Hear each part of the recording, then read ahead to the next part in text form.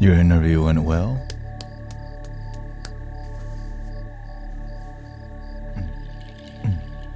Big Brooklyn.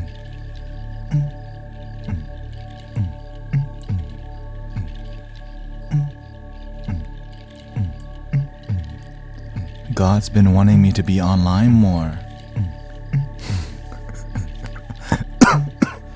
So here I am.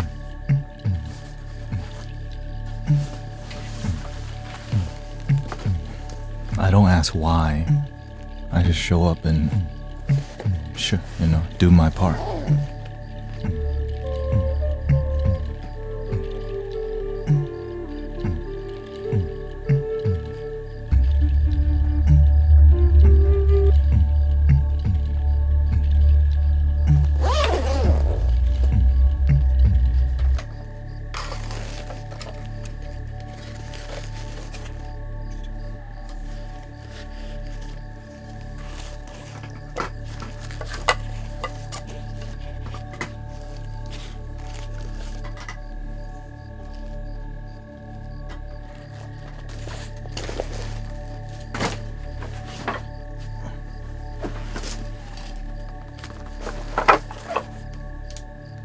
I wish you would lie to me and tell me you are enlightened. I would listen to you. But there's no one to listen to.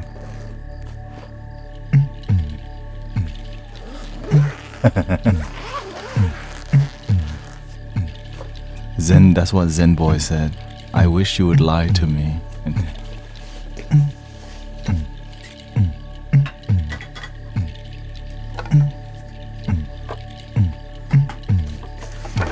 Welcoming Rhonda, Julia.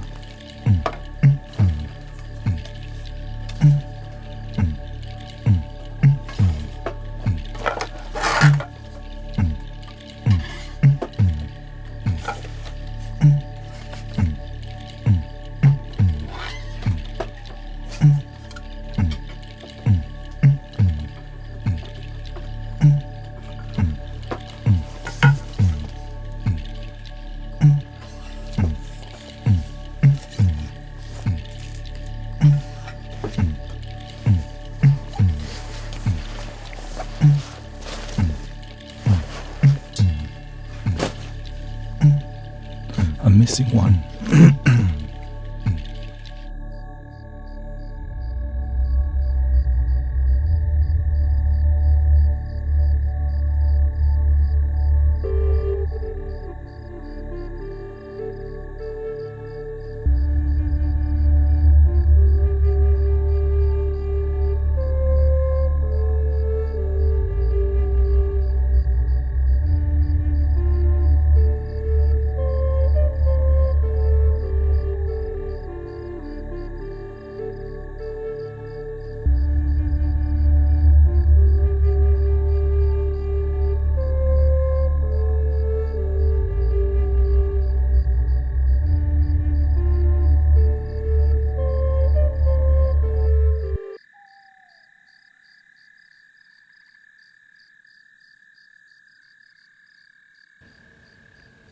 Hello. Bienvenidos a todos. Hola. Hola, hola, hola.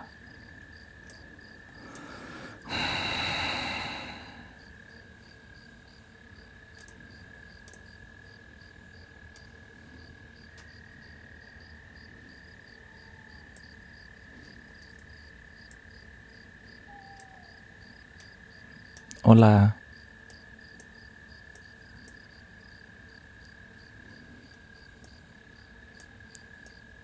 You're having a good day? Welcoming Mira, Big Brooklyn, Liz Lopez, Lizette, Lisa Cha-Cha. Dang, we got Lizette, Lisa Cha-Cha, and Liz Lopez all together. Shout out to, what's his name? Brother Jared Parker. He was nervous about his job interview yesterday, and it looks like you had a good interview, right? Love your damn self. Love your damn self. Happy birthday to your wife. Whose birthday? Whose wife's birthday? Today is our anniversary. 2-year anniversary, but it feels longer because we have grown so much as a partner. But we're celebrating tomorrow, so she's just gonna have to. I mean, yeah. You know. So,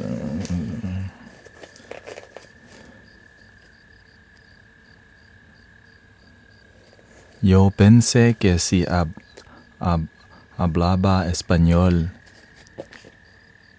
Hey, somebody translate. I understand.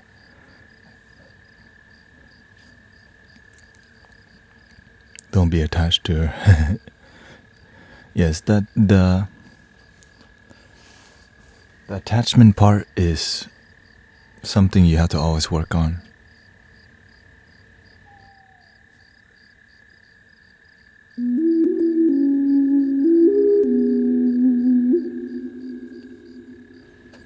This is why many people have a hard time having a relationship and being a spiritual devoted person, because we expect the other person to be a deep practitioner too. Love the IKEA. This is not from IKEA, okay?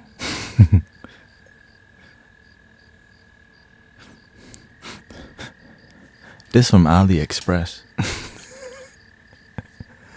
IKEA is too expensive, man. You already know. Only this part though. Because I mean, they want to... This thing right here. IKEA?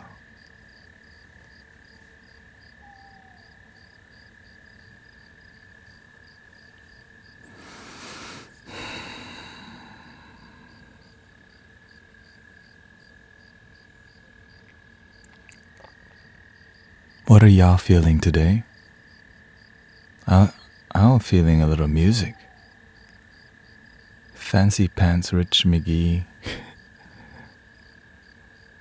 Who's McGee? Can you play the flute? Well, here's what I was messing around with earlier.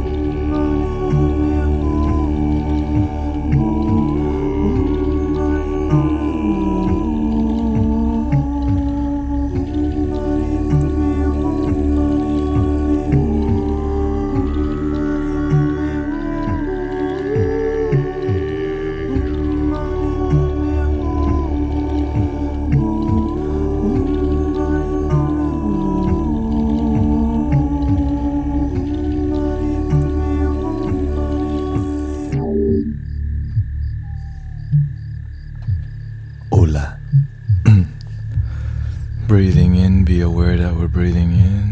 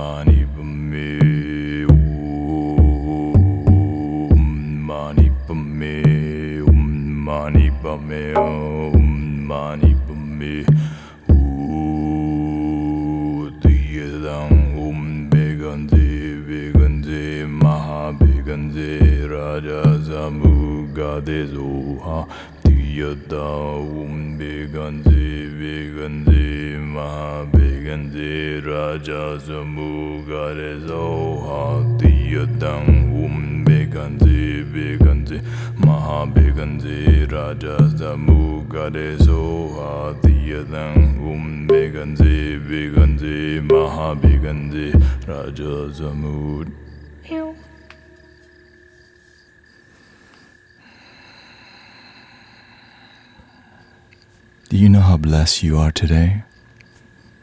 Today I went to do an Amazon delivery with my car.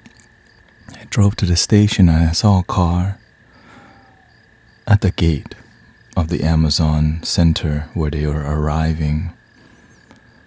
I saw that the gate was in the middle of the entrance, which means it was partially open, and somebody drove through it, and the Amazon gate went through the windshield, and instead of heading to past the driver, it went through the driver's window right next to him. The car was made this year or last year. It looks like a very new car. But what's more valuable than a 2024 vehicle is your life. But sometimes we don't realize that till we come close to our blessing, to realizing that we've been blessed already.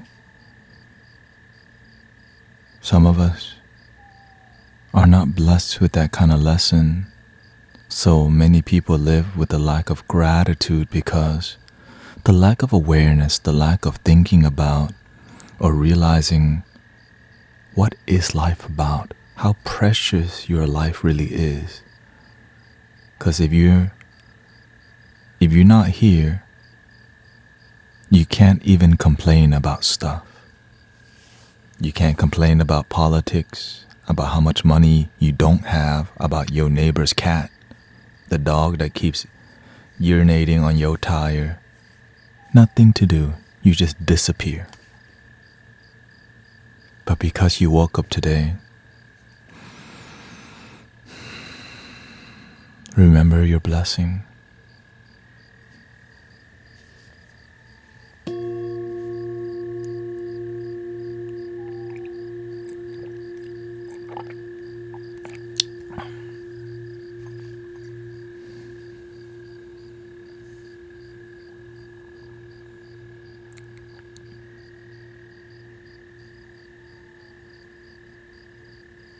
Breathing in, be aware that you're breathing in. Slowly breathing out. Check in on yourself, on your life. Have you been happy? Many people don't, the tough questions you should ask once in a while. How's my life going? Take a look at your life as a whole. Do you talk to your mama? Do you talk to your father?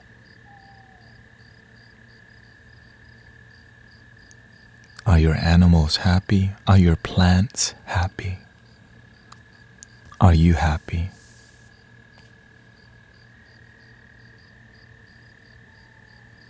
Is your job happy? Are you happy at your job?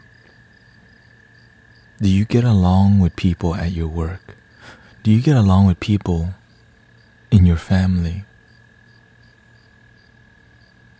Many people just stay distracted on YouTube and buying crap they don't need because a lot of their lives sometimes it's kind of ugly. So we buy a game on Steam.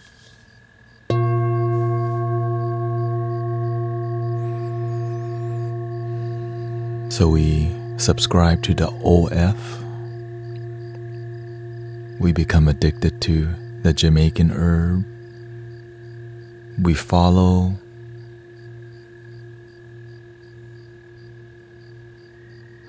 superficial things that are interesting, like ancient aliens and just the ancient pyramids and the supernatural, because your life is boring. Your life isn't interesting.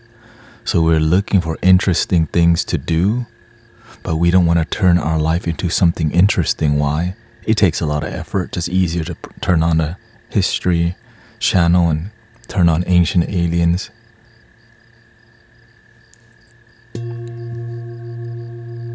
Conspiracy is fun when your life is boring. Thank you, Huma, for blessing Jelena. Really, like, when your life isn't that interesting, you're going to be more caught up in conspiracy truth and conspiracy theory, but your life's still the same. Some people know more about JFK and all these things than their own happiness, than their own feelings, than their own sadness. We run away from how we feel a lot of times because maybe we're not taught to face how we feel because we don't know what to do when those feelings are sad. And this is when we introduce the mother Jamaican herb, Rastafari.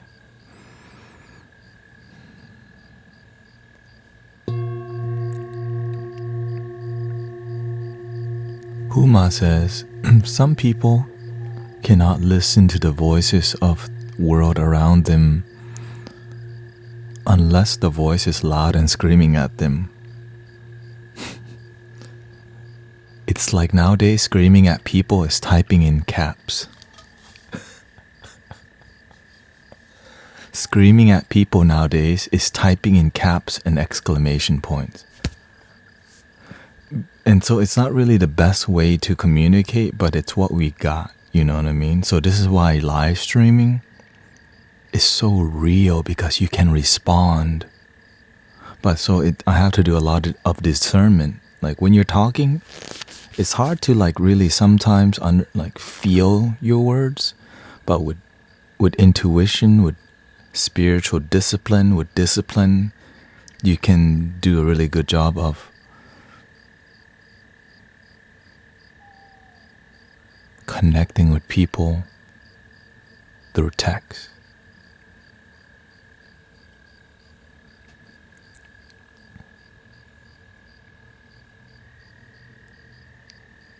Let's see, Huma says they have turned off listening to their surroundings because in the past they have been hurt, and blocking out their senses because blocking out the world allows them to cope with and numb the painful experiences. When you block out everything, you also block out love. Let's see. I agree with that. When you block out everything, I wouldn't say you block out love. Love is already within. You block it out because you're in your head rather than your heart. Let's see. Hero says the best option to remove all of those feelings, just go read the Quran. The Quran, by reading itself, have a healing for the human. The Quran may work for some of you. The Bible may work for some of us. The Buddhist may work. Just do something, people. Do your best to find, to humble yourself, to ground yourself. Do what works for you. I'm not here to say what, the only way is Jesus. The only way is the Quran. The only way is Gautama, Siddhartha. Find a way that works for you. Because that's what I did.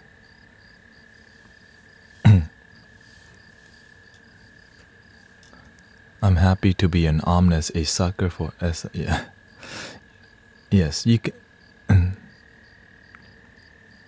can summarize me as an omnis too, which is another label, but it's more like I'm just a practitioner. I just practice what works.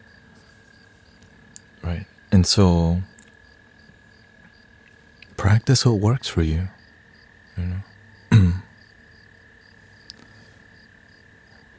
On Twitch, Siko Zahiro says, the Quran will work 100%. In the end, it is the word of God. There is no maybe when it comes to the Quran.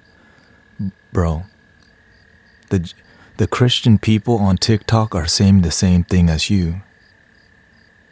They say, my God, no, the Bible is the only way. And then this is another, it's the same thing.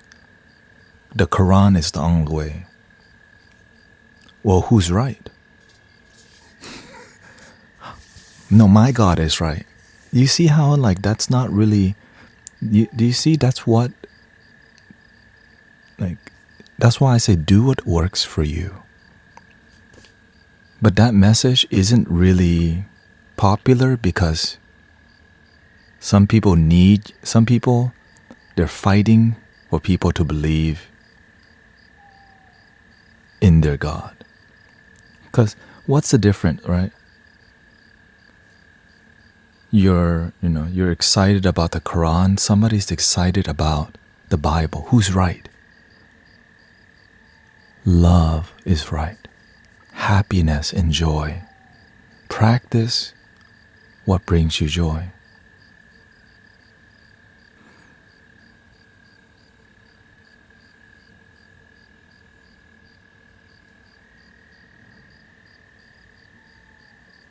This is why the spirituality is on the rise, because many people, it's like, if you don't believe in what I believe, you're going the wrong way. Like, wait, what? If you don't believe what I believe, you go to hell. Like, wait, what? If you don't believe in what I believe, you're going the wrong way. You're like, that really doesn't make me want to believe in you at all.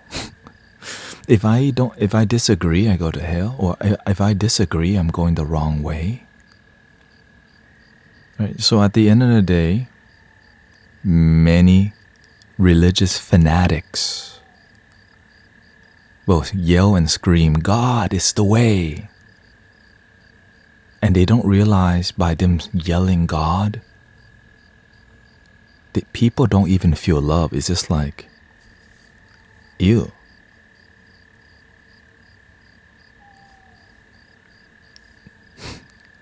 Right, ew.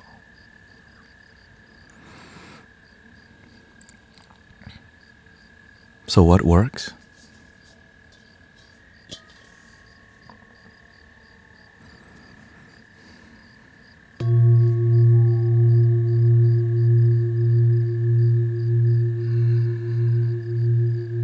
Just being with God, being with Buddha, being with Jesus, just being is enough.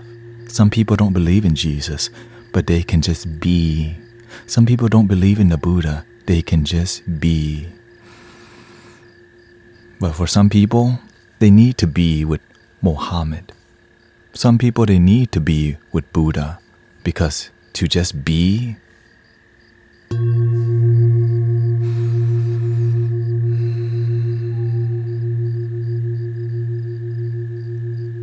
And that's why I say, look, what works for you may not work for somebody else. But to just be is enough for me. To just be is enough for me. And that's called loving your damn self. Now, this moment. I'm not trying to convert you to Islam. I'm not here to convert you to Buddhism. I'm not here to convert anybody. I'm here to just be with you in love, in joy.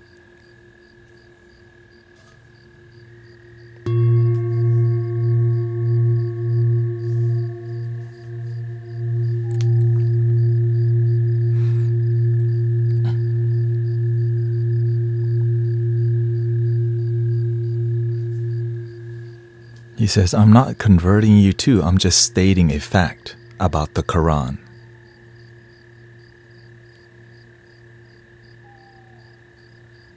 Really? Here's what he says.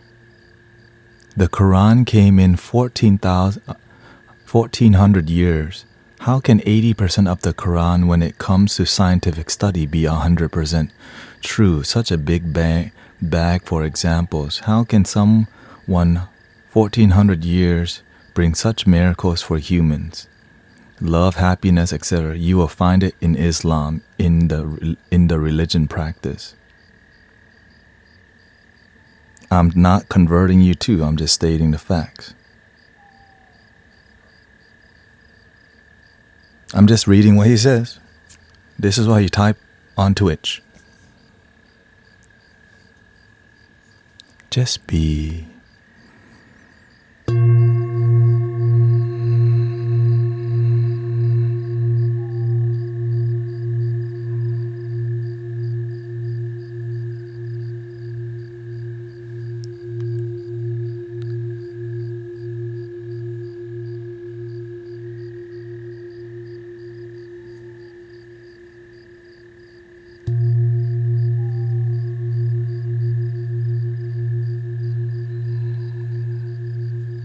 Just be. When we have to fight so hard,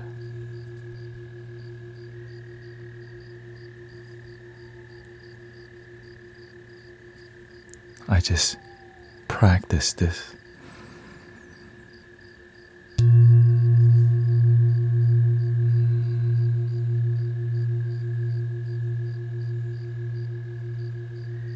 Not my first rodeo. People who are Christian fanatics do the same thing as Siko Zahiro. Exact same thing. Because that's why what we're doing on here, I always say we're just practicing what works in spirituality. And that's okay. And of course, many people resonate with that. That's why it's growing. That's why people feel love from it. Because sometimes what we practice, we feel love from, but other people don't. So which path is right? The path that works for you. That's so exciting. It's like,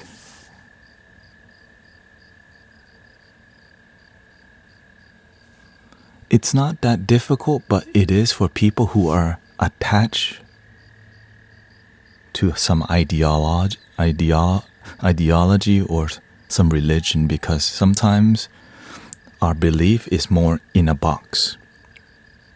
Is God in one religion? Why would this infinite presence be in one religion? Like, how could this divine, infinite, holy presence just be in one box? Hell no. I mean, that's so simple, like, that's, how can something unlimited, infinite, omnipresent, or whatever those, right? How can that be in one religion? But here's the thing, if it is in one religion for you, God bless you. Allah bless you. Buddha bless you. But what I practice is more, love your damn self.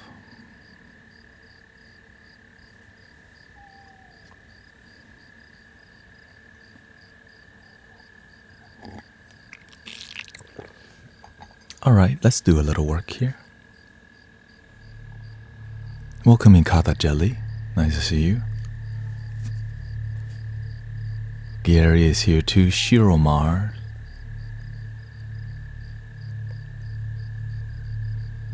What can I do about my childhood traumas? Well, when you have trauma, it's often something that is really spiritually draining and negative that you hold on to.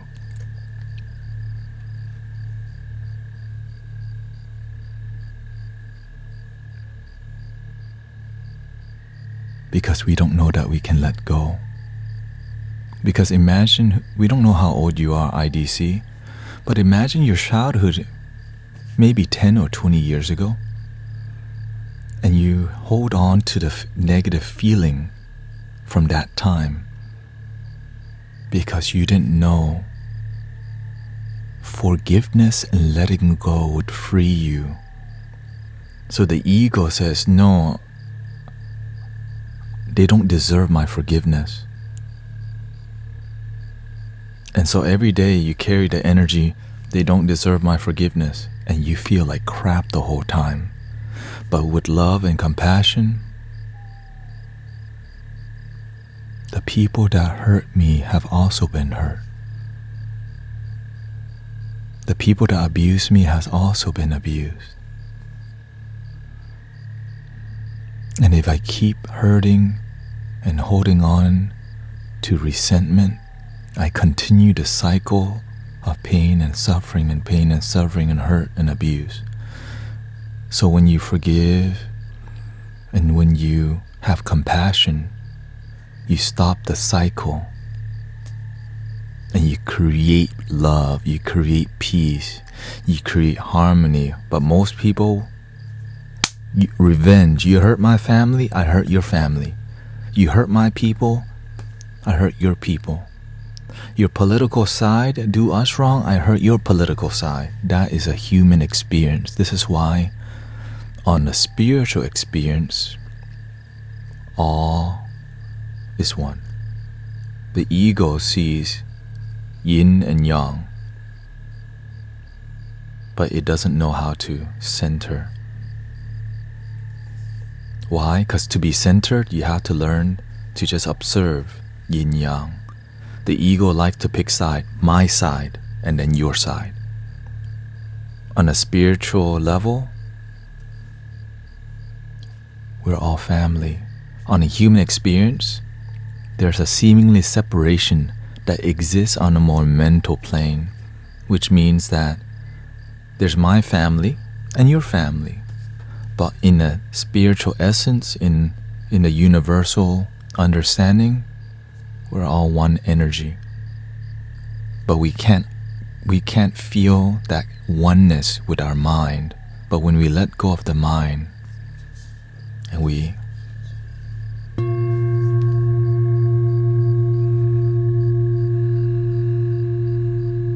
dissolve the mind and just be,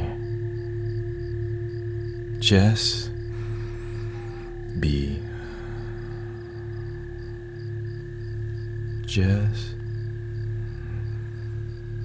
be. But because we're holding on to so much baggage, it's hard to just be, because they hurt us, they abandon us, they abuse us. We've hurt people, we've abused people, we've done wrong. And so there's a lot of chaos going on in some of our consciousness because we need knowledge and wisdom to help let it go. This is why we have jail. Okay, so some people don't know how to do the right thing. There's jail for them. And some people who do the wrong thing are not in jail, but their kid is a drug addict. But they sleep around with their, right? They cheat on their husband and wife. They have everything, but they're addicted to substance. So there's karma on every level. You cannot run away from yourself. When you do something wrong, you know you did something wrong, but we don't want to see that. So instead we numb our consciousness so that we feel better, but deep inside, if you know you abuse somebody and you hurt them, many people don't want to see that. So we try to escape it by shopping, by vacations, by substance, by indulgence. But when we come home late at night, when we lay in bed, it haunts us quietly and we pretend it's not there on a daily basis. So when we do that, it makes us glitchy, which is so many people are living in a glitch and they do it with a smile. It's fine, right? So they're really extroverts, but then inside they know they cheat on their husband or wife. No one knows, but the universe knows. God knows. They know. And that guilt eventually catches up to them because you cannot run away from your karma. When you cause pain, it's coming back to you soon because what you put out is what you get.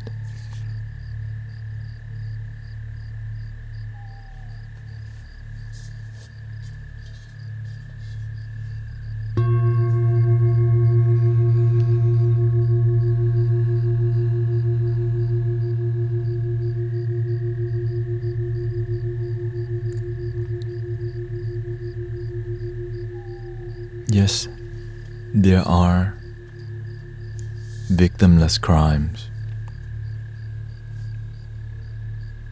We're not saying the system we have is perfect,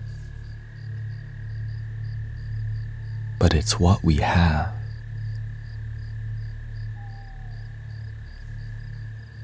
Some of us come from really broken families, but at least you were even born. At least you're here right now. But because sometimes we're so caught up in looking at how everything is so effed up that we forget to count our blessings. And that's so many people doing that crap. They just complain, politics, social system, injustice, they hurt our people. And so with that attitude, how are you going to help your people? But when you be the change, when you decide you're going to lead with action, because nowadays people lead because they gain something, clout, they get money. But their people they're still suffering. So this is why my people, you know who my people are? Spiritual people. When I'm on here, I'm here to talk to the people who like online, right? The people who are looking for spiritual connection, but all they get is $11.11 mini readings on TikTok. They really need help with relationship. They gotta pay $44.44 for a love reading. They really want spiritual guidance, but they have to pay $77.77 for spiritual guidance. That's my people, because I'm not here to fight every fight, you know what I'm saying? We're here because there's a role for everybody. I'm not a lawyer, but there's somebody who's a lawyer serving God. There's a policeman who's doing the right thing. That's how he or she serves, right? Because I'm here and I fit into this puzzle. It says, help the spiritual people, where instead of loving themselves, they buy another crystal on the weekend. They got nothing better to do, so they go to the metaphysical shop and they look for another card reading.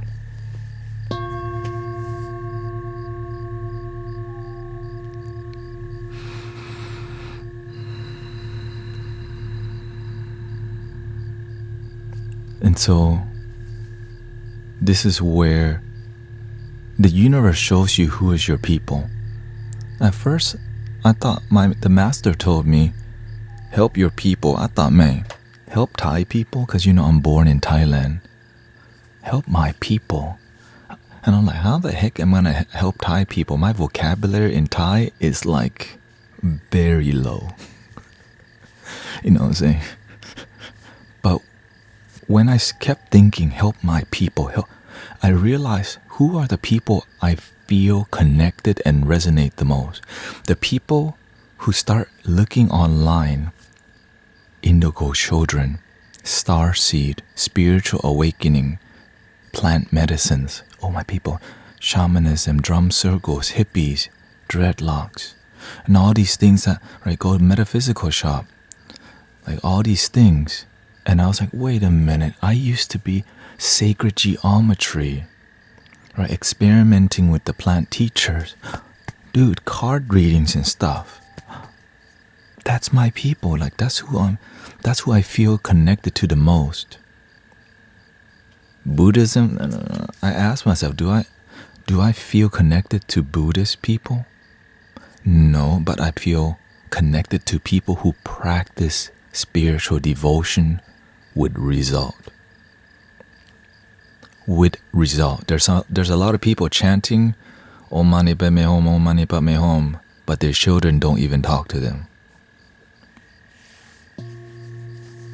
There's people who get a card reading, but they don't learn to read their own heart. There's people who will pay $222 for psychic training, but they won't invest in their own family.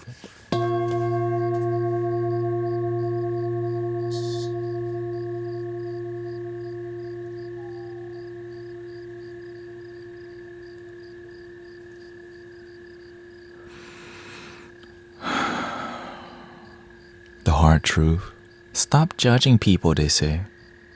The truth is painful, but it will set us free.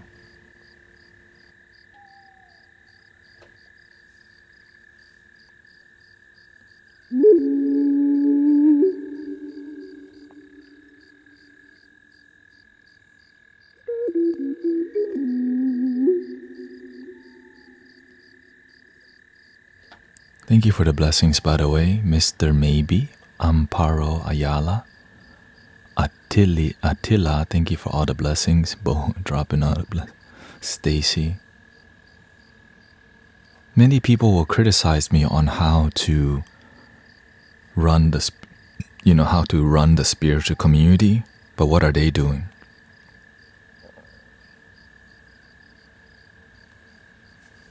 I'm waiting.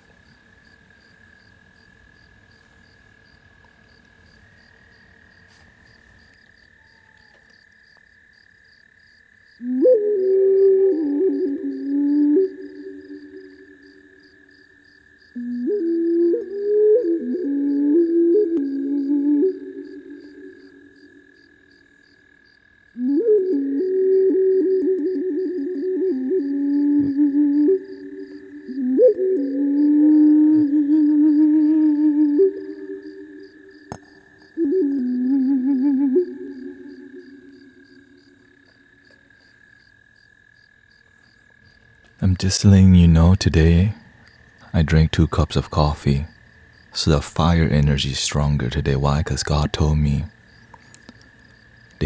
many people have disconnected with their grounding discipline because summertime brings a lot of lustful fire. Less clothing on, the more you need to be seen. Kids are out of college and kids are out of school and everybody wants to be seen because their flow has changed. Pay attention, okay? And when we don't feel seen, we're going to do things to get attention, which means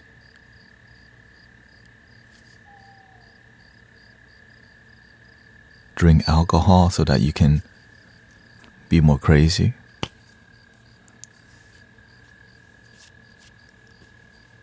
What noise you talking about? It's not the crickets. What if you didn't hurt someone intentionally? Things just happen. Would karma still happen? That's a great question. Hey, pin that question right there real quick, please. I'm not selling these shirts, but Sister Jill made this for me. Okay? You don't like the cricket or what? Thank you. So, okay, fine. I'll turn the crickets off for y'all right now. How about the drone? Just came back. So look, if you have a good intention and something still happens, like if you didn't do something on purpose, the consequences is not as bad because your intention isn't to harm. Just a little cricket, okay? Just a little cricket. Right, for example, let me just give you a clear example because I don't see a lot of teachers doing this for whatever reason.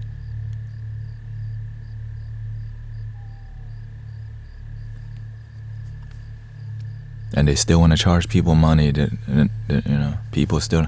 So on my way back from a camping trip, I was trying to put music on in my car. Right?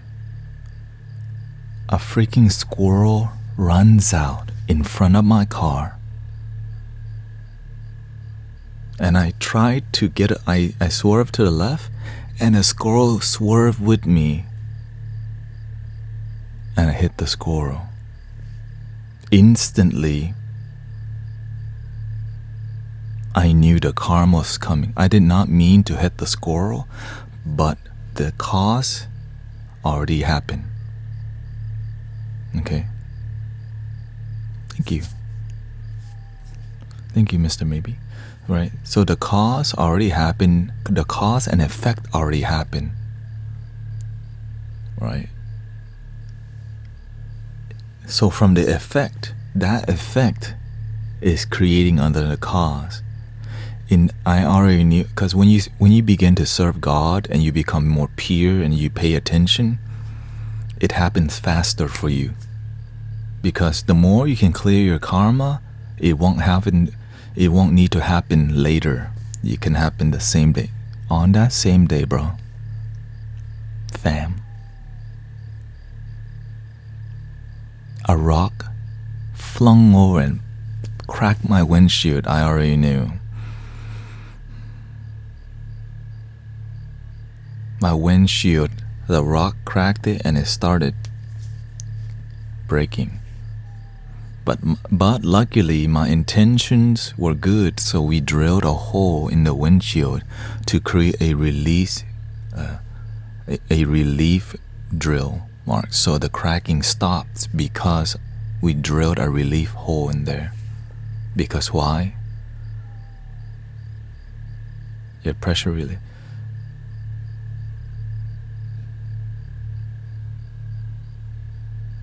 Because it's about intention. But if you intend to manipulate people, somebody might rob you. And you think it's just randomly, you think random people just come to rob you. No, boo. You rob somebody by manipulation, and the effect is they come and rob you physically.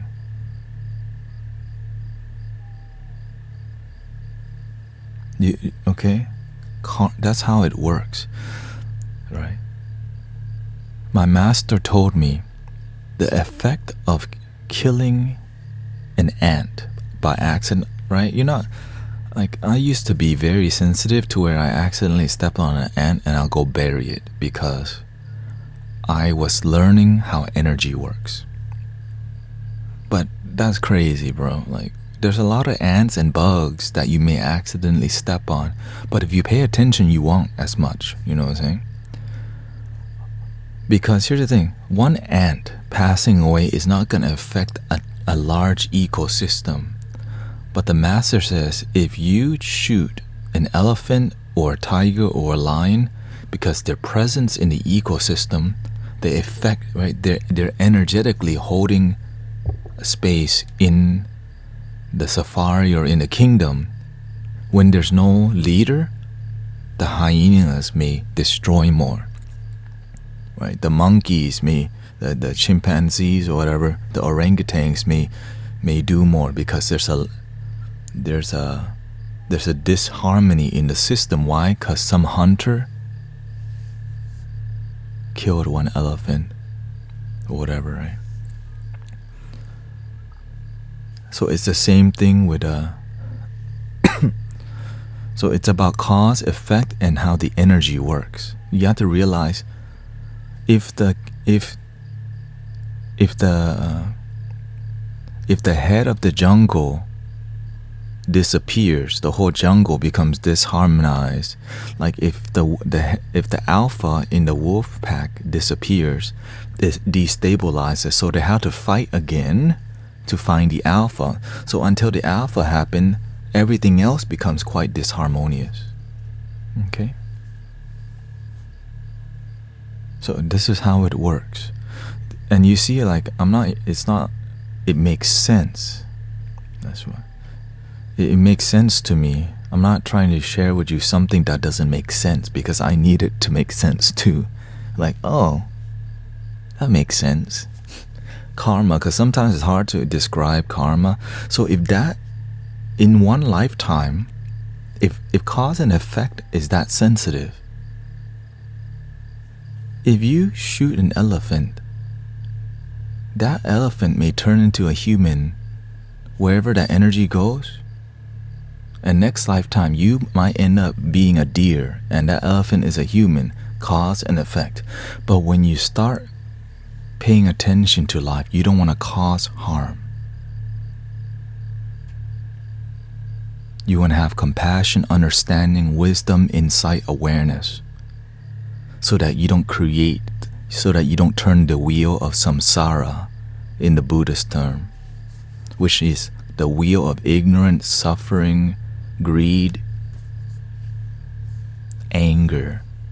You want to act from compassion, love, understanding, and peace. Because if you don't act from that, you're creating disharmony. Okay? Thank you for all the blessings, Superwoman, Garrett, Ula.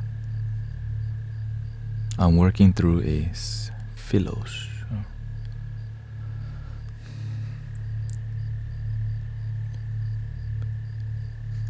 While I'm saying all that, do the best that you can, realizing you don't need to be perfect. But if you want to push the boundaries, that's up to you. It's like I'm vegetarian, but I'm not like strictly vegetarian. I'm not vegan for a reason. 'Cause I do what brings me harmony.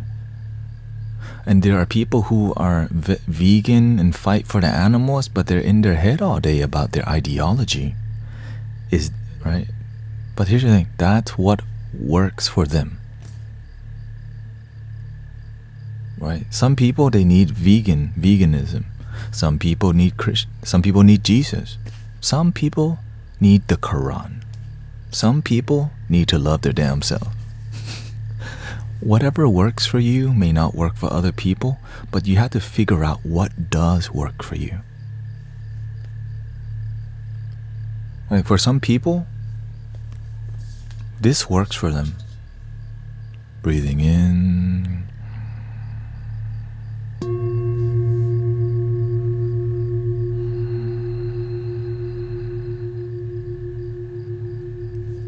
Ready?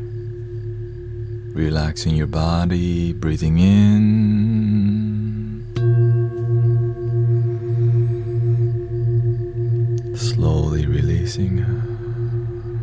We can talk about philosophy all day, but make sure it comes from your heart, because a lot of people are talking about philosophy. It's coming from their damn head, and that's why nobody wants to listen.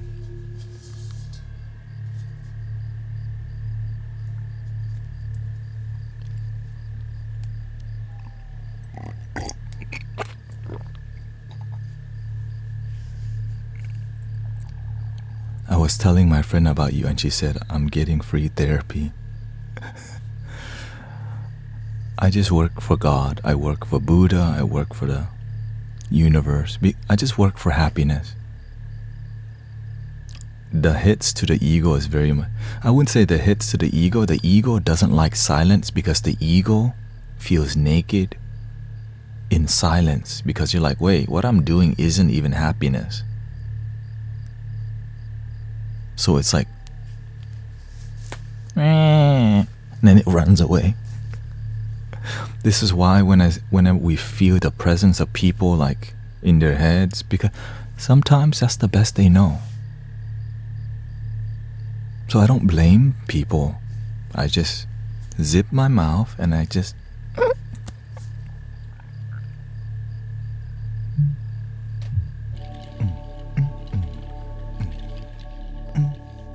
love your damn self.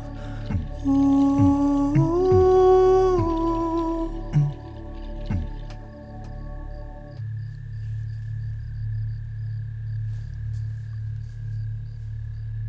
What did happen?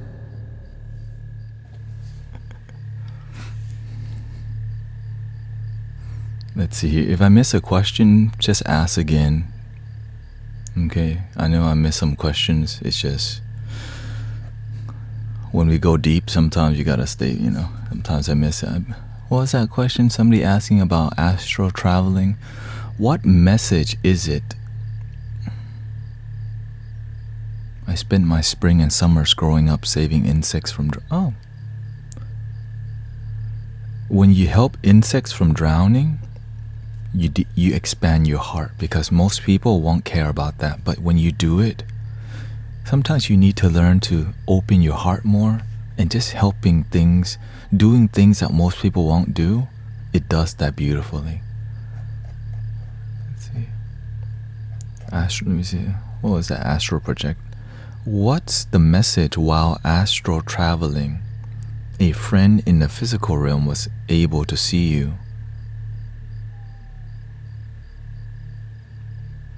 There's a lot of variables in that. First of all,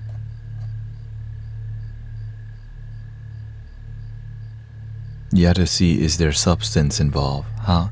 Like, where is your mental state? So it's not that question. It comes from, are you sober? Are your friends sober? Is everyone grounded, or is there a lot of trauma? Because when you have a lot of trauma and unhealed things, the mind becomes very ungrounded, because your mind becomes chaotic to avoid the pain of the trauma. Do you understand that? So that's why many people find substance, because it's a distraction from how we feel. So even when we're doing astral traveling and people see us, because when we're in another dimension, it's not actually here. But there's a reason why you're asking about that question. About something that's not here. Because sometimes we're more invested in astral traveling and dream journaling than forgiving our father, than forgiving our uncle, than forgiving the people that hurt us. Why? Dream journaling is more interesting. Ancient astronaut theories are more interesting than forgiving our father. Aliens and Joe Rogan podcast is a lot more interesting than forgiving our bullies in middle school. Right? Talking about aliens taking power from the sun and seeing images is more interesting than forgiving our friend trying to convert us to pyramid schemes for $50 a month.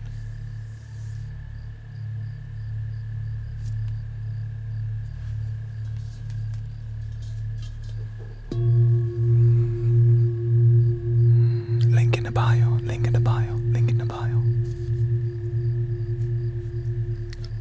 Last night I was looking at neon signs that says link in the bio. $50. I don't know. $50. Like, where am I gonna put it, man? Like, I'm thinking right here. Maybe right here. Right here. Link in the bio. But I'll be blocking it. Right here. Right, where's there's a blank space there. Link in the bio.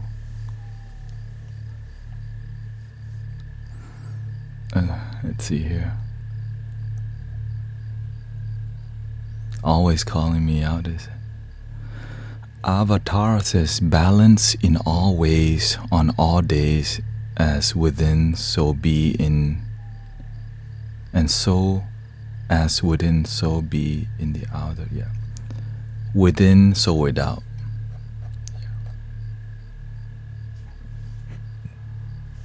But for real, where do we get that shit? Everything I wear, okay. Sister Jill makes it. Okay, she make this. Okay, this is handmade. So the answer is love your damn self.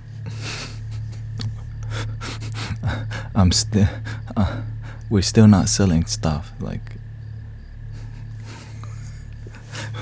we're not selling stuff on here, okay? Calm down. I just wear cool stuff because you know why?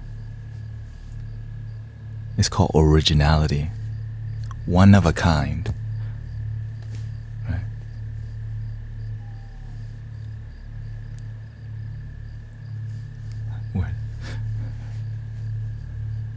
I'm about to, get a Sharpie and just write it. Love your damn self. But here's the thing.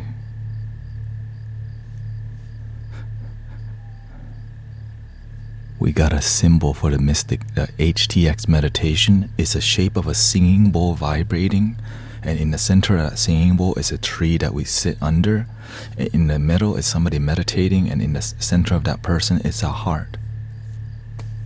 And at the bottom it says, all is one.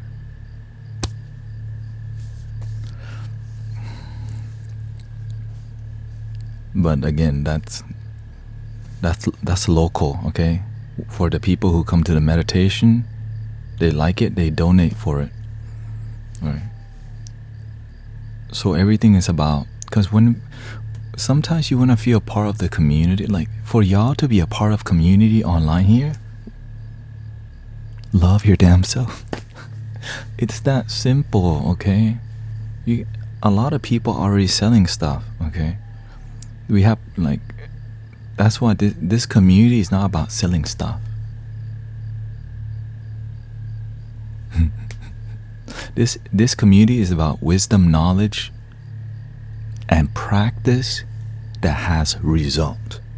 If what you're doing doesn't lead to result, let's talk. If your spiritual practice doesn't lead to your life moving up, let's talk. Like, ask some questions. You know what I'm saying? Are you known as, quote, indigo? I keep getting scammed. H-Town.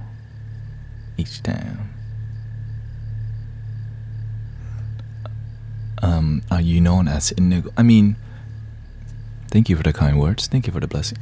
You can label me indigo children, crystal children. But when you're here and you're open to it, you have that essence too. When we're looking for, like, why are we spiritual? We want to label ourselves something that matches how we feel. But imagine that you don't need a label. You can simply just be. You're just yourself. And I would say we are love. But of course, we're not here to just say, I'm love and light only. Help some people. Many people, love and light. Link in the bio. If you want a love reading, $44.44. So they use your need for labels and spiritual validation to make money from you, instead of actually helping you progress your life and and help you inspire. It becomes more about creating spiritual business which means creating business with the label spirituality. Are you going to start doing lives on IT again? So I'm not going to do I'm going to be on Insight Timer, but not on Sundays, okay? But I'll be on Insight Timer when my money stabilizes. Because recently, remember, like in Houston, the electricity went out or whatever, and my wife's car needed it fixed. So the money right now, I'm trying to restore my bank account or my emergency fund. And online here is my side thing. My main thing that makes money is doing Amazon delivery. I'm only on here today because it rained really hard and the Amazon center closed. And God's like, do your work. And so I run home to be here with you right now. And it's happened 3 times already. Okay? It's happened 3 times in a row. Okay? The unit is like, okay, it rained in the morning, Amazon center closed. It rained in the evening, Amazon center closed. I show up to the Amazon center today, it rained again and it closed. And so every time the center closes, I come online. Because I get money from Amazon and I serve God online. But the universe says, just show up and do it. And so I just do it. And so because my money's made somewhere else, it makes me just it's just right. And the reason why I'm not on Insight Timer, because Insight Timer makes you schedule your live stream, or else you can't just click live. You have to schedule it 2 days ahead. That's why I'm not on Insight Timer. And on Insight Timer, there's a lot of it's different. It's different environment.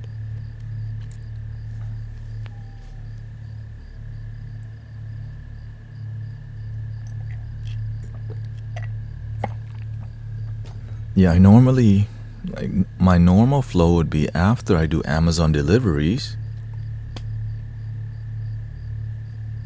And on Insight Timer, you cannot promote yourself more than 3 times. Wait, what? You can't on Insight Timer, you cannot promote yourself at all about anything outside of Insight Timer.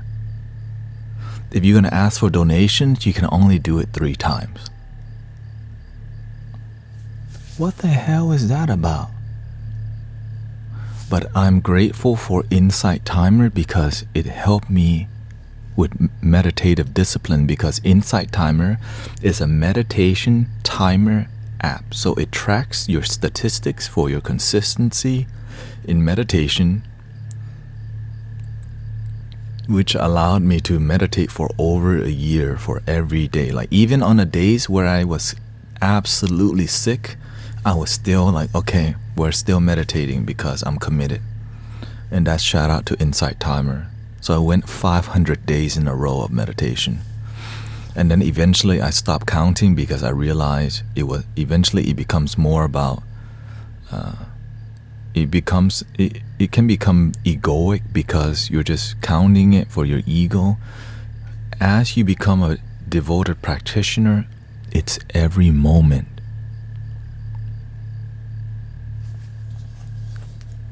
Welcome to my life.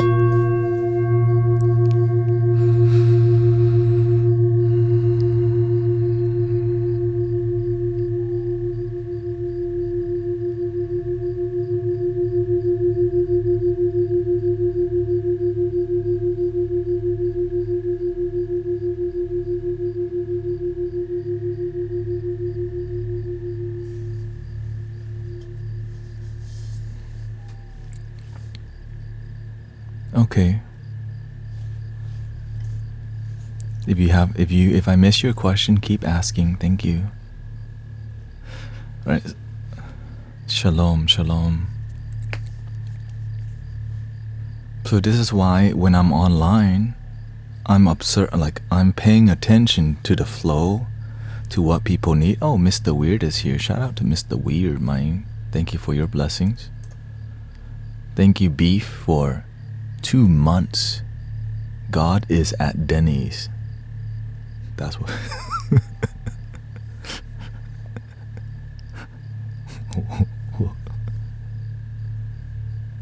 Sorry to hear about the hard times. The thing is, the hard times are needed for me to be here. Imagine that for 2 years, God told me, look, don't get a job. Find your purpose. And so while looking for my purpose, I had to sell a lot of my camera gear. And I was eating canned bean and a bag of spinach for years. So I was skinny as hell. Because why? A can of bean is very cheap, and a bag of spinach, the cheapest bag of spinach from Walmart, is really cheap. So I was skinny as hell. But my blessing is from there I found the master. I found a teacher. And this is why. And when I first went to the temple, I went 5 days a week. And at that time, the temple wasn't feeding people. But in Mahayana, in the Vietnamese, Chinese Buddhism, people offer oranges and apples to the Buddha. So the temple had a bunch of apples and oranges. What do you think I ate for breakfast, lunch, and dinner? Apples and oranges, bro. For months, I ate canned beans, bags of spinach, apples, and oranges.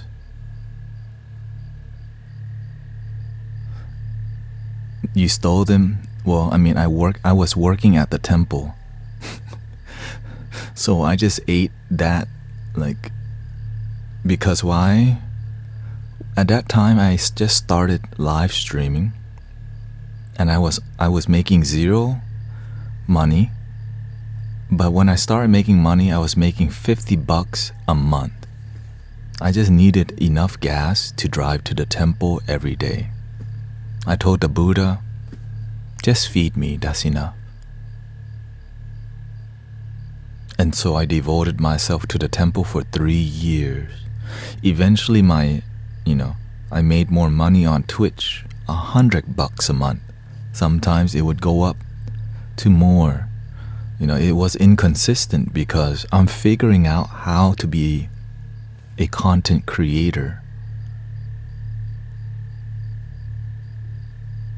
which was not easy, but I'm just so glad there were many supportive people. And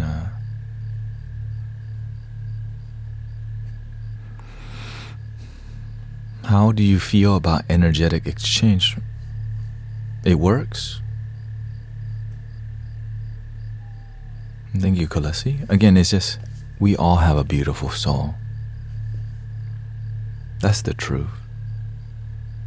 It just takes time to connect with it, I find there's a talk about money and energetic exchange. This is why I'm not selling stuff on here. When I'm on here, it's not about selling products. I'm on here to share knowledge, to teach, to guide. The moment you introduce a product, it becomes business. And this is why what I'm doing. Now the only thing is, on the side, I may produce 3D printed flutes, but it'll be on Etsy. Okay? So even if I have it available, I'm not gonna mix that with this. I'm going to keep it separate. Why? Because my principles teach me, do not corrupt your system with products. Because this is why we have principles. No link, yeah, exactly. Because then our relationship changes. If you don't like the product, then you have a problem with me. But if that zone, that product page should be separate from your spiritual work. The moment you mix money And your spiritual devotion, it corrupts it because it's not direct. There's some indirect now because there's products. People can complain, leave a bad review, blah, blah, blah. And even if the product is bad and they like you, they won't tell you because they love you too much. So if you have a crappy product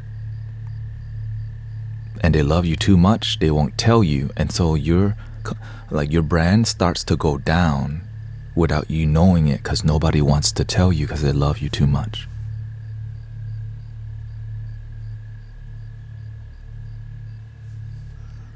I'm just being honest with you, okay?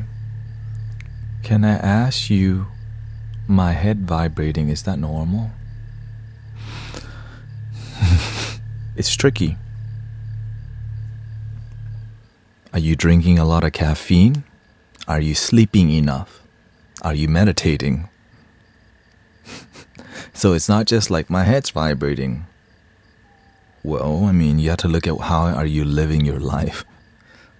It could be a spiritual reason, but we have to see like a real, like the more practical reason. Like, okay, are you, like for example, if you don't sleep enough, your eyebrow be twitching, right? Oh, the spiritual sign. No, you need to sleep more. You know what I mean? You know what I'm saying? Like, your eyebrow twitching, the angel not pulling on it, you need to sleep more. You know what I'm saying? You feel like crap. You think it's a spiritual reason. It may be, but also maybe if you slept more. You know what I'm saying? Like, yes, we can always say everything's a damn spiritual reason. But we also have to see the human reason. How much caffeine you drinking? If you need sleep but you keep drinking caffeine, you're running on fake energy that makes you glitchy. And it makes you do crazy stuff. Why? Because you're operating on energy you don't even have because you're only sleeping 2 or 3 hours.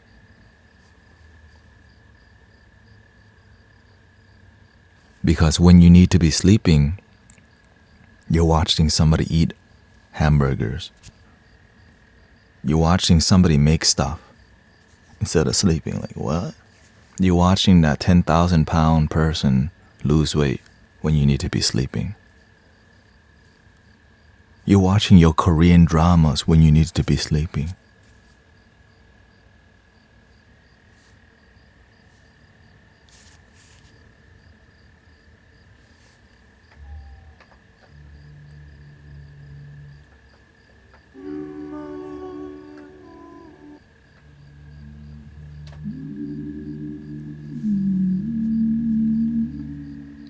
Just being real with you.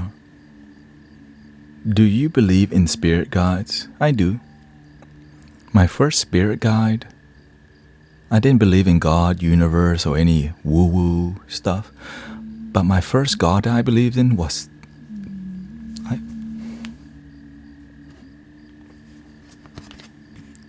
my great-grandmother's spirit, okay? Like, imagine when I came to America, I got picked on a lot. And my parents were fighting. I was never good enough. But when I see pictures like this, like sometimes you just need to feel that somebody adores you. And the only person at that time that I felt adore me was my great-grandmother's spirit. Okay? And that's me when I was a baby. Humble beginnings in Thailand. My great-grandmother ate with her hands. There's a bowl for water, and then there's a bowl for rice, and they just straight ate with, she ate with her hands, and she loved watermelon.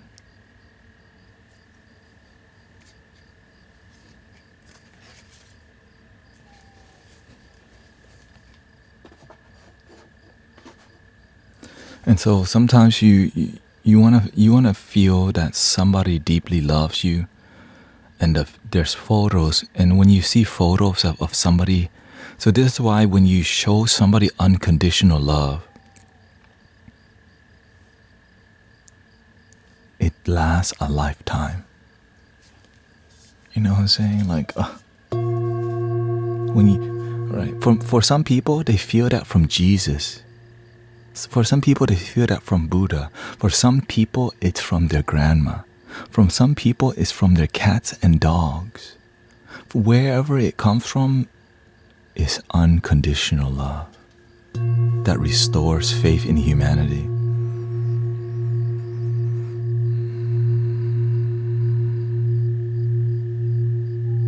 And this is why, True Crime says, I never felt adored by anyone. I have to learn to adore myself.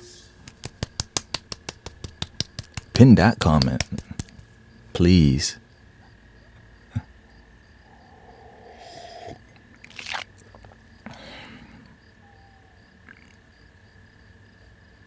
Thank you for the follow here. My husband deeply adored me. He's diseased, so I had to adore myself unconditionally. Remember, just because he's gone doesn't mean he stopped adoring you. Just because the body's not here does not mean that the love is gone.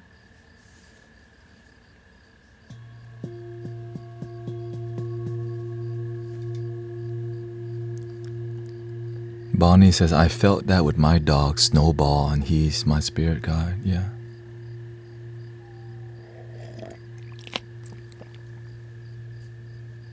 Worship God, not ghosts.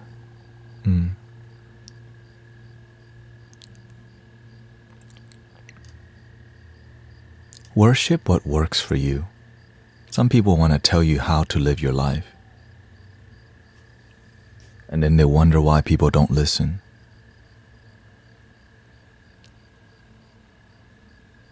Worship God. Ew.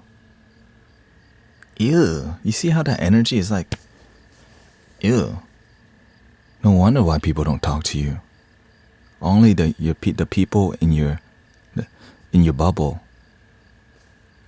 Worship God. No wonder why people are becoming more spiritual. Because of people like that. Golly. You're going to hell. Oh, God. Is that the way you want to make people? Is that the way you represent your community? That's not sexy, bro. Okay? Respect people. Would Jesus want you to tell people, worship him? You know what I'm saying? But again, some people, they live in a bubble, and then they get on TikTok. They find there's Christian cults on here, and they go, you know what? I'm going to fight for my God. Let me go yell at some people online.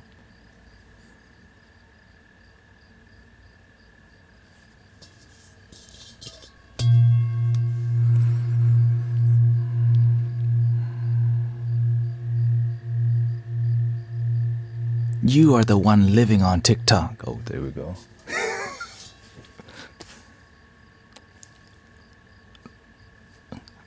Okay. What would Jesus do?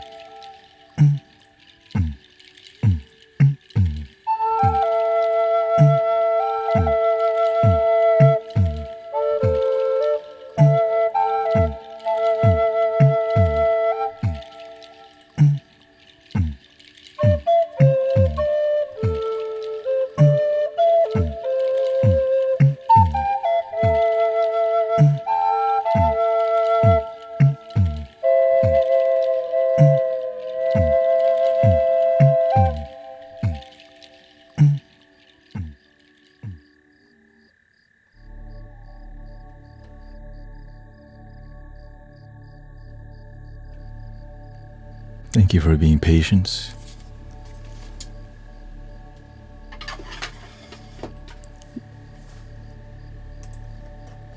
You have to give people a chance to express themselves so they can hear how they sound and then kick them out. Right? We gave that person a chance to feel heard.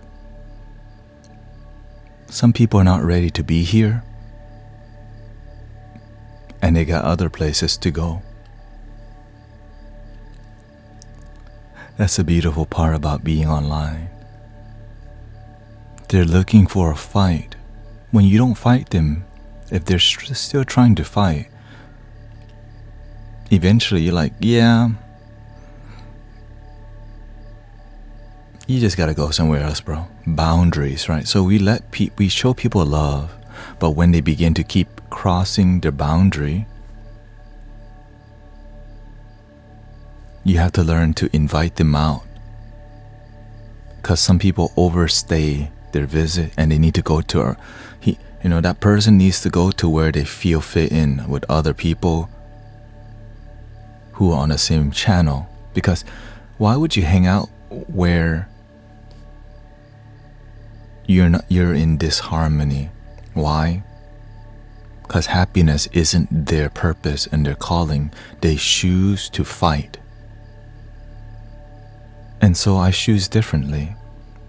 I choose love. And so I just like, but I didn't want to just dismiss the person because it's love. What would Buddha or Jesus do?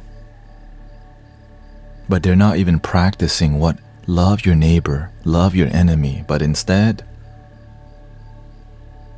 I don't expect them to know and practice the things they've been taught. I practice what I know and what I've been taught, and I'm looking for a life that's fulfilling, so I gotta practice compassion, understanding, patience, which is not always easy at the beginning. But as you practice these things more, and I'm grateful for the community. The more we respond, that's why when people come with a closed mind and they keep trying to fight, don't respond to them. Let them hear, let them read their own comment and how they feel and how they sound. Because sometimes they don't even realize the energy they carry is guilt, is hate. And so in the silence of non-response, they see what they're carrying.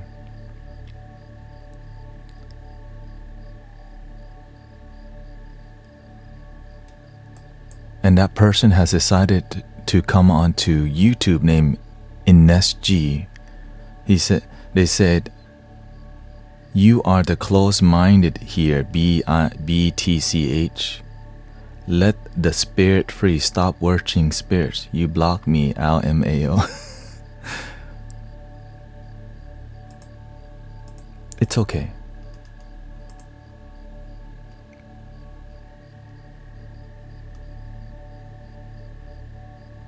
Luckily, you can also block people on YouTube.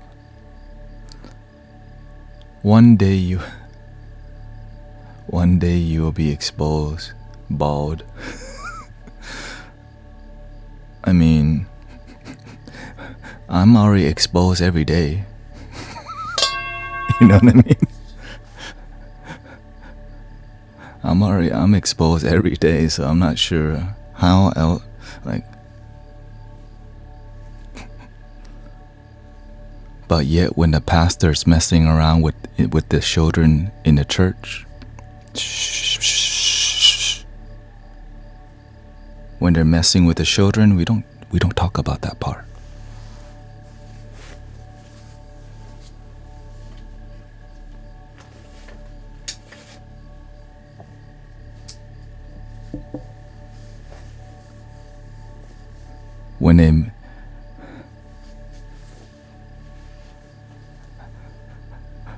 When the city is flooding and people are complaining, "Why don't you open the church for us?"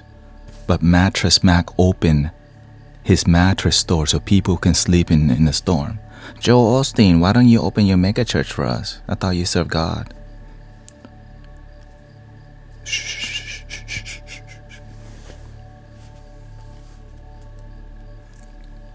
Let's clear the energy a little bit more.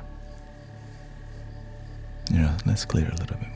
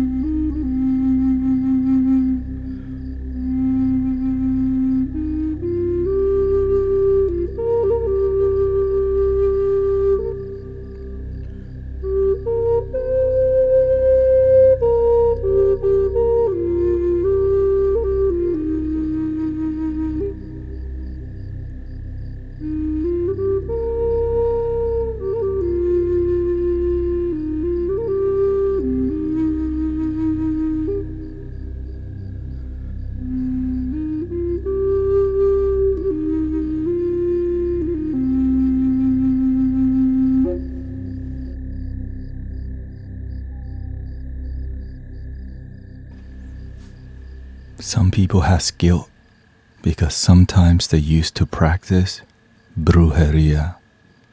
When you put negative energy on people, you still carry that negative energy, so it comes oftentimes from guilt. And so instead of healing themselves, they try to point out the guilt in everyone else, the shame. They ask about, why are you holding on?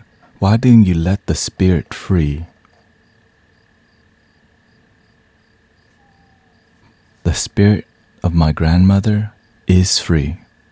That's why I'm connected. Some people, their spirit is in a cage. and they're looking to free, but instead they've been held down by what they've been taught. We can simply call it the church. Maybe the temple. Maybe their ideology captures them in a cage and then they guilt trip other people. But that's the best that they know. And that's okay. I'm just here to work with love your damn self, man. I just practice what works for me. And I'm telling you, see, as we grow online, haters gonna hate, but we're still gonna do our work. Religious indoctrination, yeah. Let's see, I faded says, yeah, someone who preached that money is God recommended Joel Osteen to me, so I remember to throw that. Money is God. This is why you have to know your principles, because it's easy to be deceived. Because there's a lot of people who are trying to manipulate you, and that's okay. Love your damn self.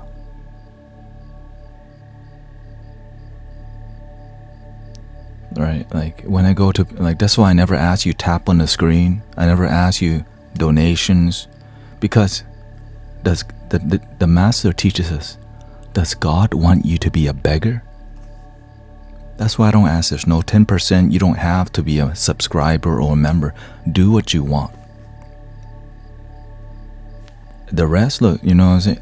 When we practice purity, the community learns. So again, I'm impressed that many people understood to be with your breath and not respond to people fighting.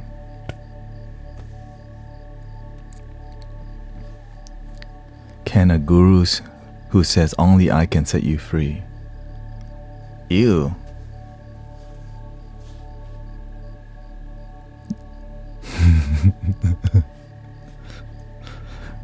Only Jesus can.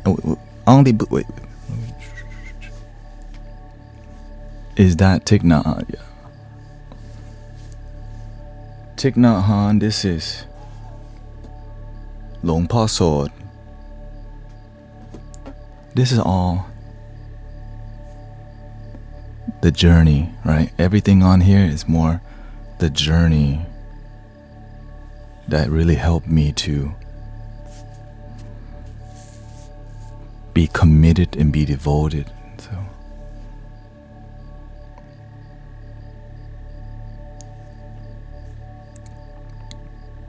because sometimes our brothers and sisters don't know better.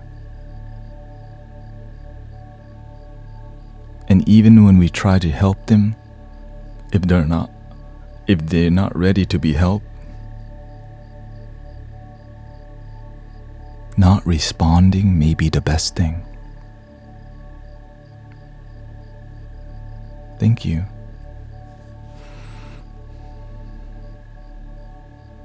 Not responding may be the best thing to do.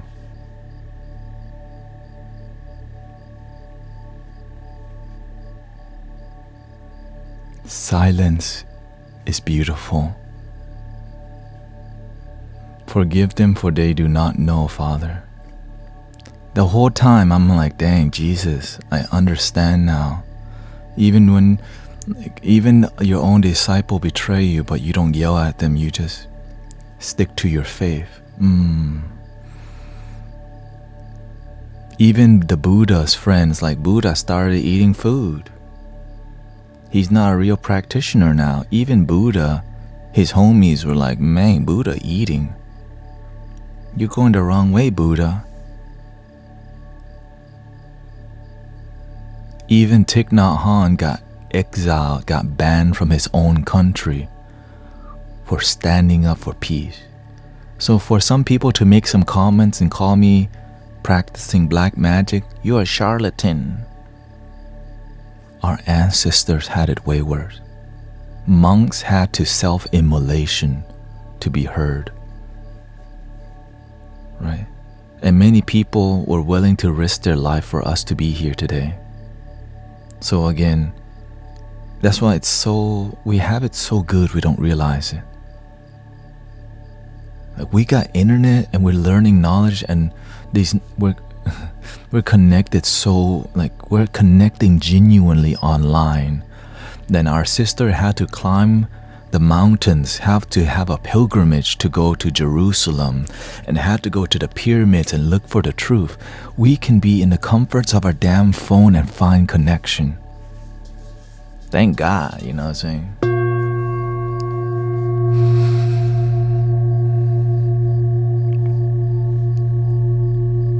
There's books, there's audiobooks. Like, if you can't even read, you can just listen to the audiobook.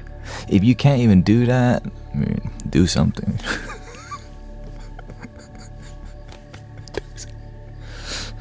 You know what I mean? Like, for my father to learn about spirituality, like, my father became a Buddhist monk for a year, like, right, to get me to come to this point. And I didn't know how far it was possible. Like, imagine how many people just gave up on the journey and didn't find their purpose. Think about that. How many people just gave up on finding their calling and purpose? And when we're around people who are passionate, who are excited, with a passion, with purpose, with a drive, it's why I tell you I'm so excited, because I'm aware it's possible for you too, in your own way.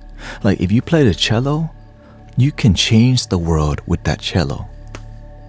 If you are a sound healer,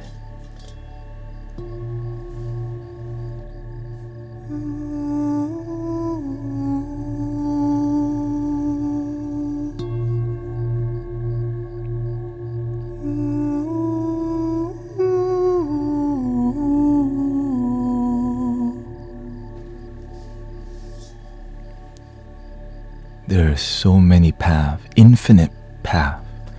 Just keep going. Because if you never stop, you may actually get to your destination. That's what excites me. Like, if you just never stop believing, you might actually get there. But the truth is that you will get there. But don't expect when. Don't expect when. I Faded says, I had a realization at one point that my ego was creating a journey that was really a merry-go-round. And you kept going.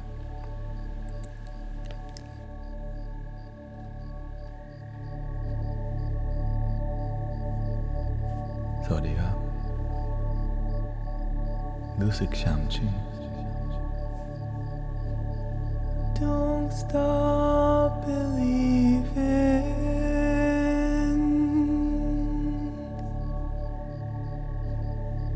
Don't stop believing.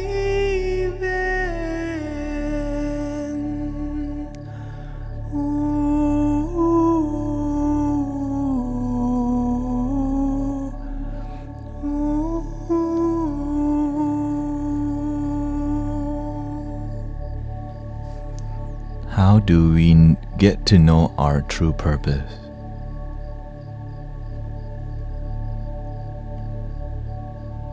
Your purpose finds you,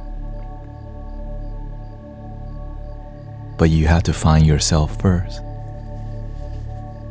Connect with yourself, and the way will open. It's hard to journey when you're not even with the person on the journey. But when you're constantly paying attention, when you're present,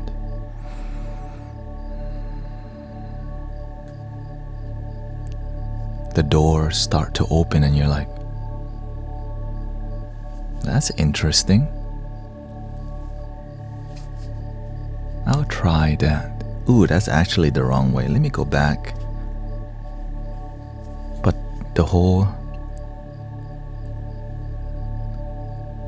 The point is to keep moving forward.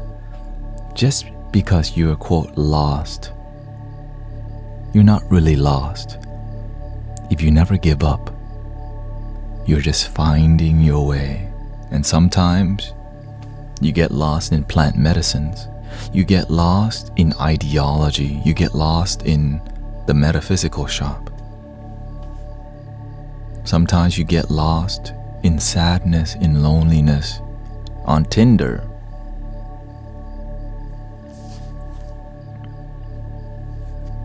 Oh, you get lost with that. Something wrong with my... Oh. Sometimes you use your inner map quest. Thank you, Keely. Thank you. Here we go again.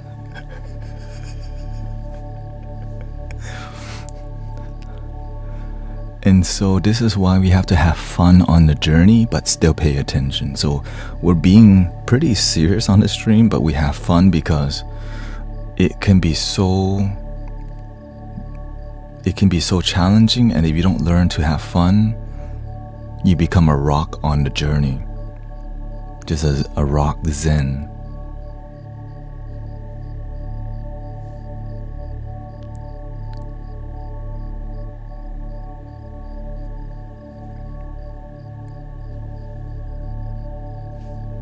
Flow like the water, shine like the sun.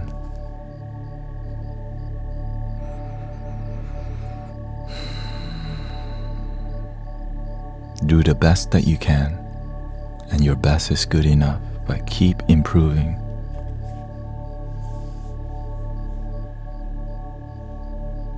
I used to think you had to be miserable to be this. I used to be like that. I used to practice mindfulness like a damn rock.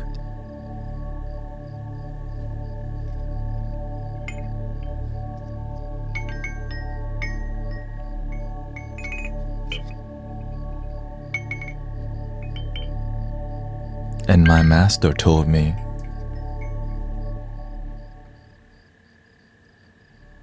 do you see me meditating all day?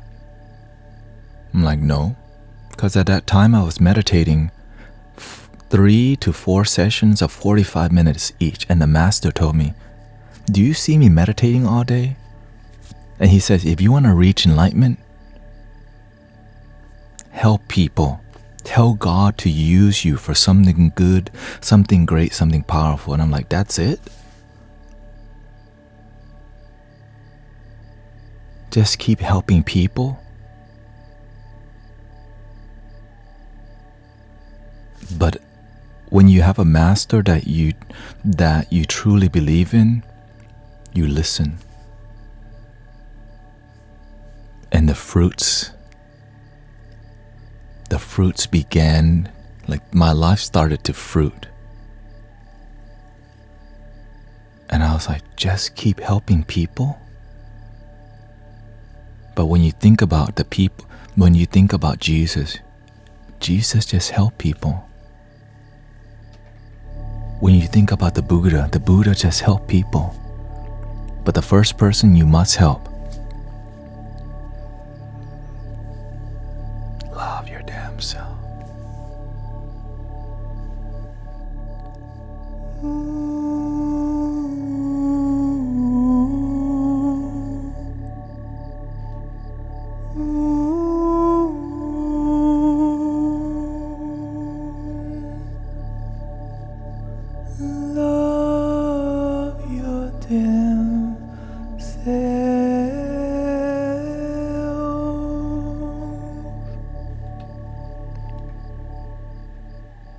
And this is why I cut out a lot of the flowery, poetic way of speaking too much, because so many people are using that and getting lost in like poetic philosophy, because it sounds beautiful, the Tao, the scripture, the knowledge. But there's no practical change. We just talking about philosophy. Be in the now. The now is always now. But you are not now. Namo Amida Buddha. Philosophy talk. More philosophy. I know more philosophy. You ain't do nothing with that. practice would result. We can read the book. The master taught us. Some people love reading the book, but they don't practice the book. Some people read the cookbook, but they never do the damn cooking.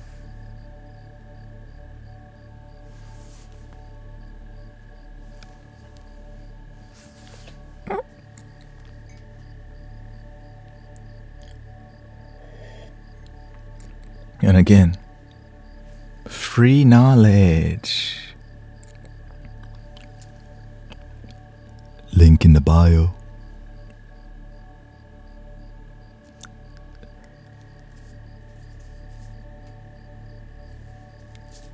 There he goes. Damn. Why did he do? Why you gotta do all that?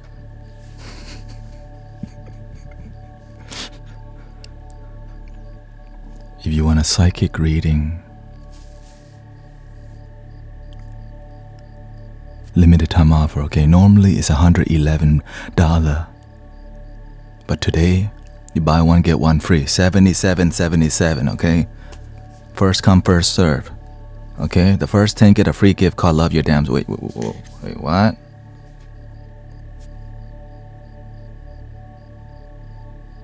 Everything must go.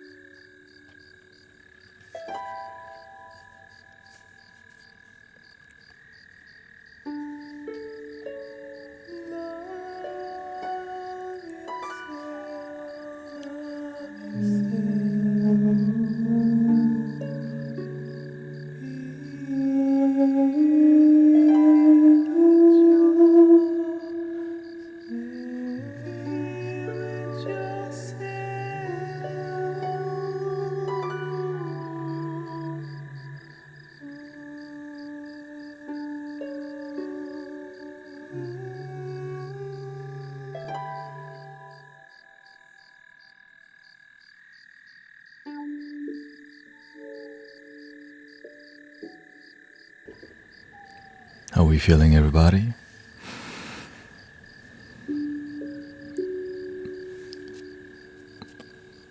This is why I never expect if the day will be challenging or beautifully in the flow. because helping people effectively isn't always easy, because human beings hold on to many things because we don't know to let go sometimes. But when we do let go,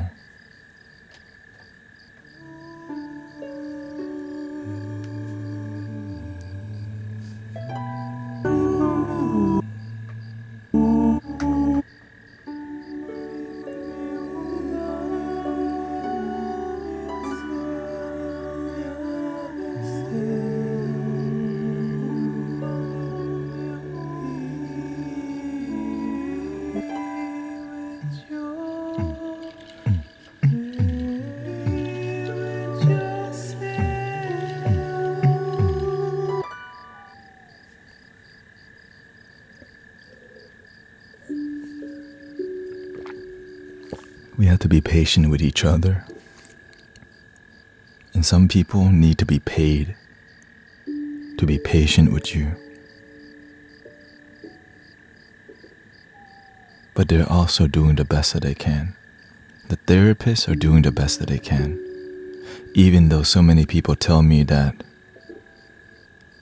in one live stream they have gained more from being here than their therapist. But at least we have therapists out there to help support people, to share with people.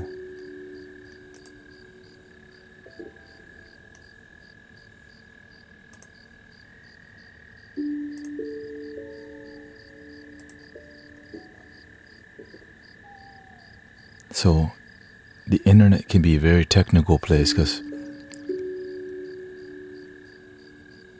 I literally just told that to my mom about learning more here than in therapy.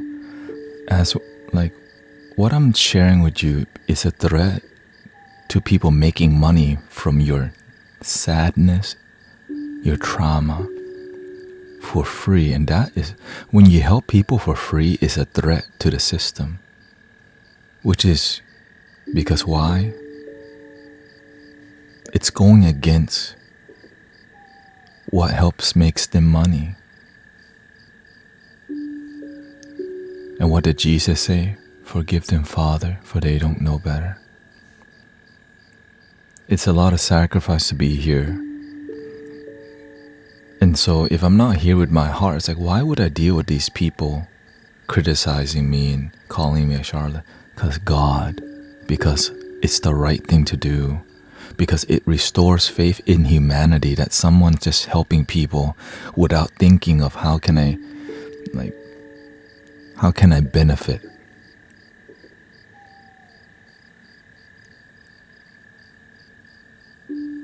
Because it's easy to corrupt anything, and to keep things pure, you get tested with people who come to test you with patience, with ideology. So you have to contemplate so much. So I do a ton of contemplation about the world, and I observe, because you have to. To help people effectively, you have to understand the world and its politics, and how politics can manipulate people.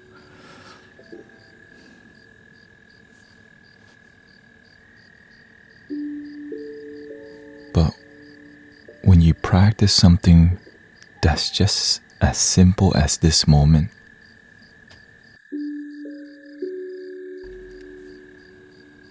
it's hard to control you when you realize the power is within.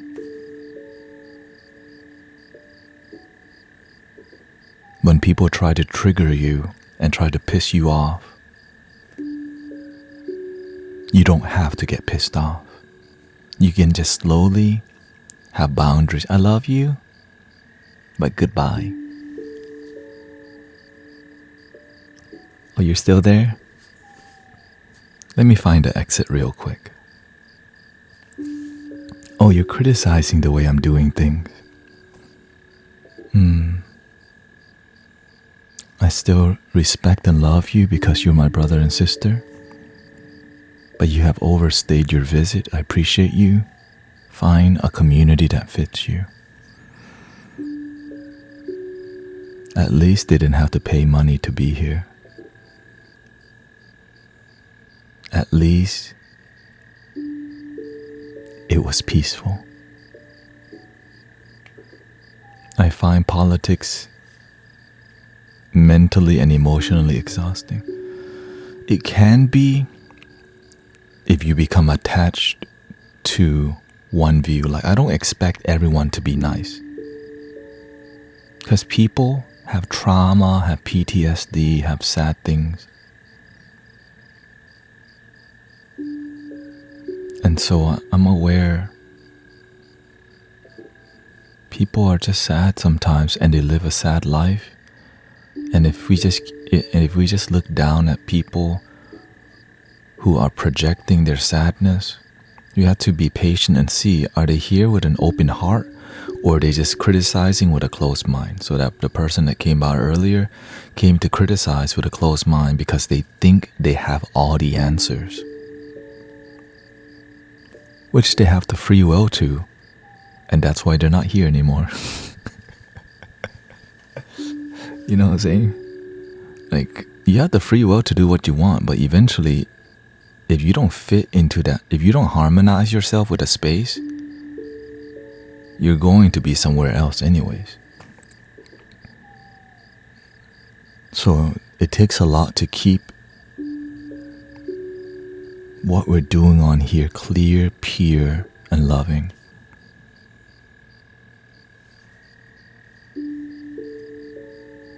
It takes so much, like, I have to pay attention, stay centered, connect with you, see what the universe needs from us. How much music to play, how loud to play. Does the music need to be more feminine? Does the Native American spirit want to express? Does the Japanese flute and the Zen culture want to express? I got fired today. I could use some positivity. Welcome, Christina. I find so much peace being in the moment fully. When one door closes, another is ready to open.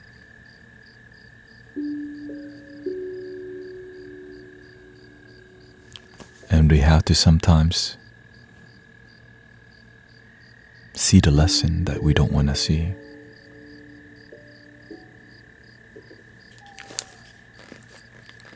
Because sometimes we are doing the best that we can because we're learning to become better. I remember I used to work at IKEA. I always showed up late every day at IKEA because I was selling freaking hot dogs at IKEA. I'm not excited to show up to sell hot dogs at IKEA exit because it didn't fulfill me. But the society tells us, get a job. I got a damn job. But it's not a job that I love or enjoy. But nobody taught me if you're excellent where you're at, you're gonna go to where you fit in, belong, and fulfills you.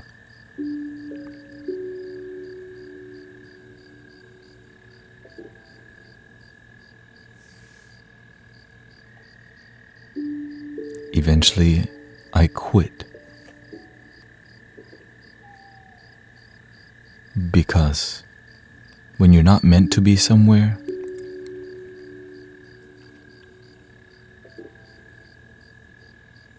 the door will close so that you can find another door.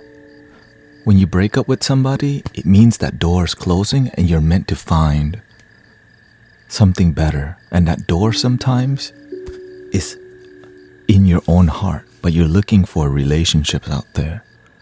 That door that you're looking to unlock may be within, which took me a while to get there. Okay, I wouldn't say so long because I've met some people who just make it so hard to love them. So I get it. Loving yourself can be really difficult when you don't. So for those of you who get out of your damn way and just give yourself permission to love you, thank you. Thank you for being a light. Thank you for believing in the light within you. Let's see, Dharma says, not sure how to be around all the addicts and cranked out street dwellers. It is so very sad. You can't take them. You can't talk to them even. So what can or compassion do with this?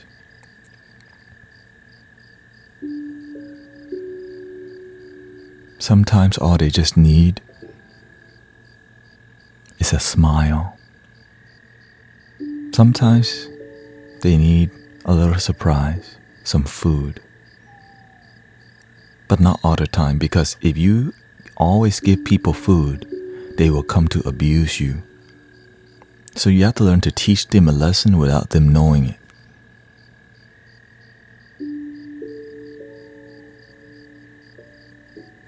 Because God shows you how to help people. If you always give them food, they're going to come back and be ungrateful. Because their ego expects it. But when you do it from your heart. Now, if you're prepared to give homeless people food all the time, be the best at it and learn how to create a good system so that they're not fighting over your delicious food. Because it can be chaotic when you got 50 homeless people trying to grab your food. And this is why you have to learn how to be effective as a servant. Brother Sean and Sister Jill feeds homeless randomly, and on a Christmas day, they went to give people food. One dude got food and then he whistled to the whole neighborhood. And a ton of brothers and sisters walked to the car, and they began to get so overwhelmed. Why? God trying to teach them how to serve better. The universe tells you, hey, look, that may not be the best plan, so strategically give it to random spots instead of just one spot. So the universe shows you how to do the work. Because if you're overwhelmed serving, it's not from your heart. Because if you're overwhelmed, you're in your head.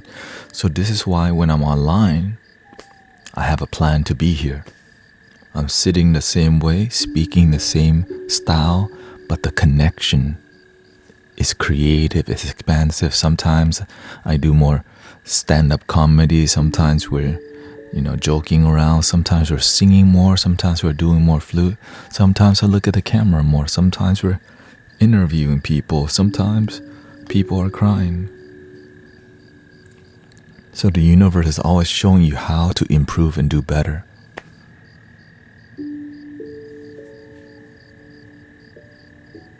Yeah. But always respect people.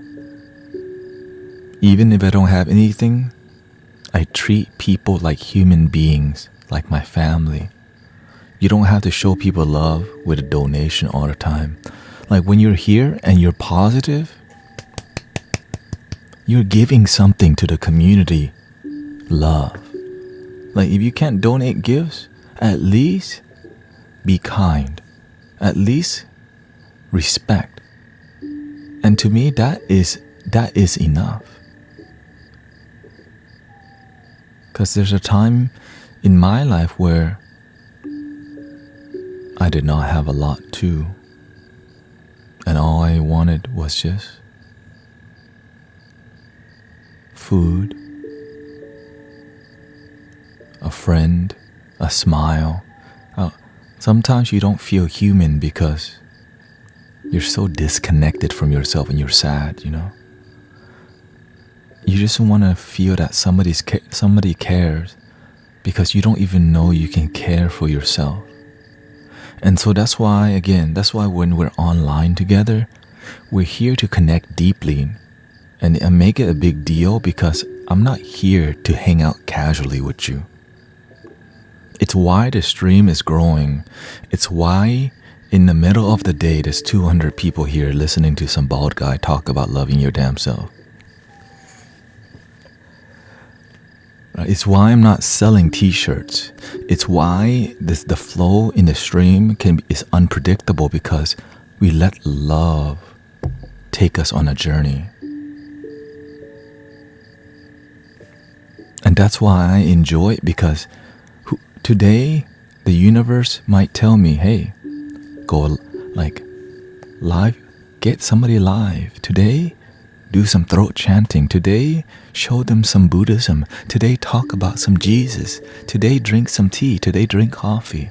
But when things are so in the flow, it makes it interesting. That's why when I'm on here, I'm not pretending. I enjoy this so much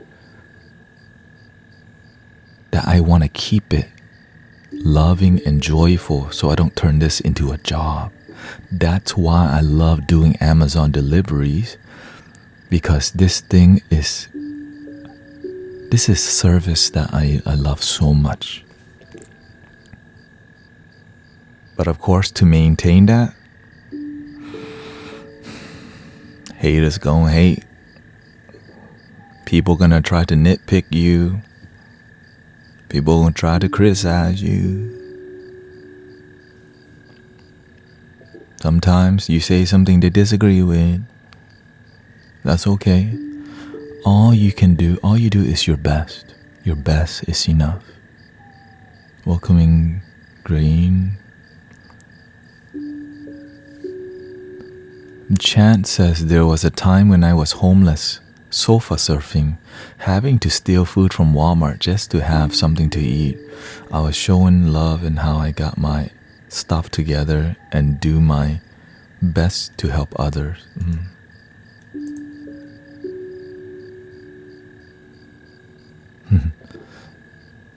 Elisa says, I love how you weren't even faced by the naysayers and you used it for teaching.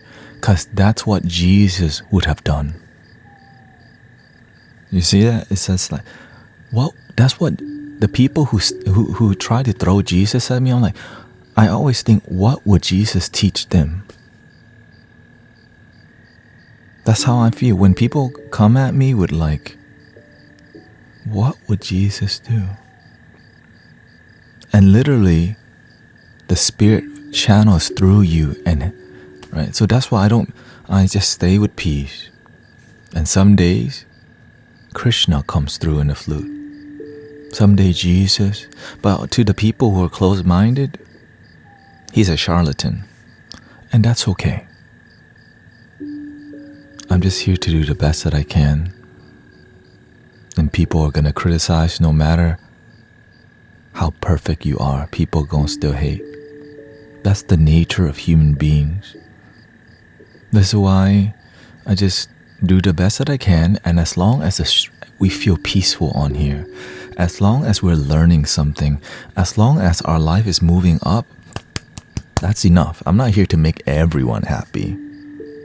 That's why you got people who go to church, people who go to synagogue, people who go to the temple, people who are agnostic, people who go to sound bath, people who go to yoga studio, people who go to anime conventions, people who go to... There's love everywhere. I'm just here to do my part in this little piece called Love Your Damn Self Mystic Village. And if they don't like it, there's different flavors of the universe.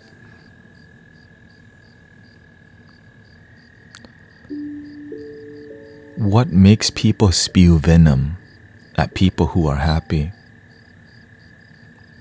Happy people are an easy target for sad people because they can project themselves, right? They don't understand why I'm sad.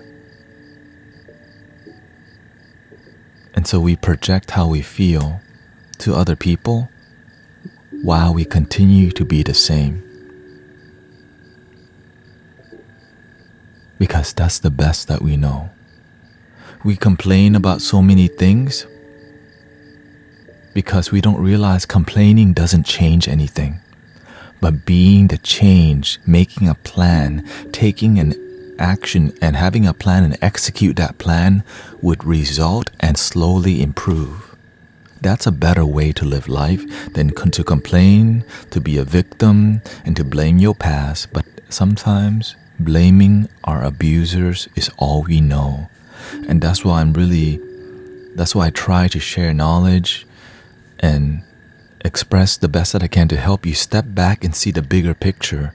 And when you see the big picture, you step back, there's a bigger picture. And you step back and there's a bigger picture. And imagine that you can step back so far that you realize it's all one picture. The mind limits, it put things in a box, but the heart, all is one.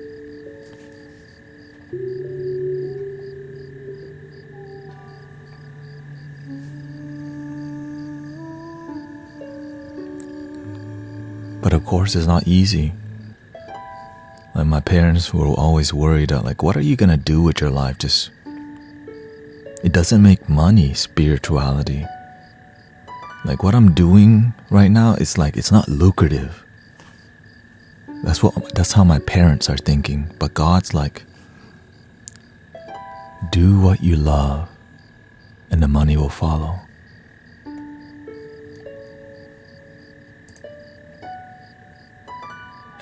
And in the beginning, the ego goes, God, I'm doing the work. Where's the money? Because you're doing it with condition. But when you start to decide, you know what, God, universe, let me do my best.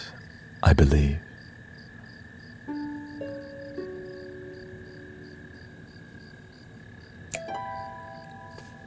You don't know when that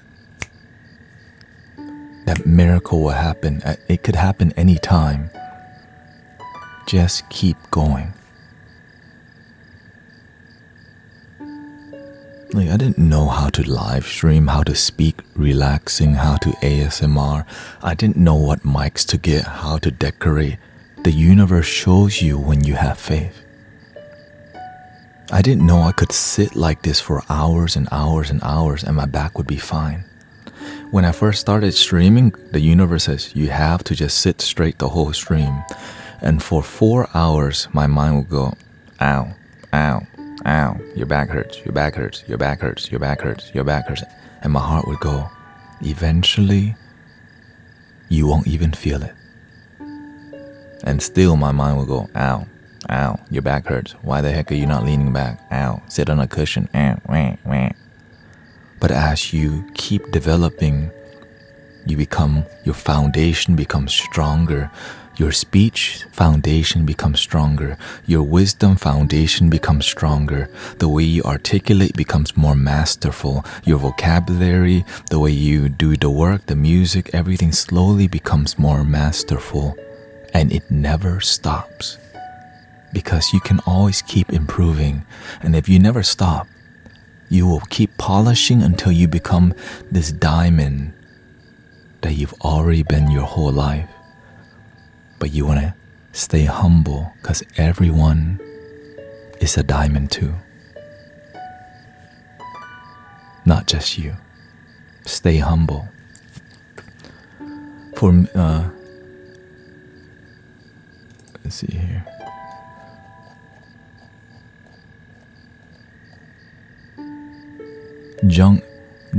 Jungji says, for me, it's easy to blame myself for everything, even when I know something is not my fault. Blame, right? Blame is convenient because it's just some words that we think or say, but the result is the same. Can you call someone? Or you want me to go live with somebody? If we need. Thank you for the blessings, by the way. Ito, Dylan, Ula, Trina, Jaber. Thank you for all the blessing. Shokto Garcia, Michael,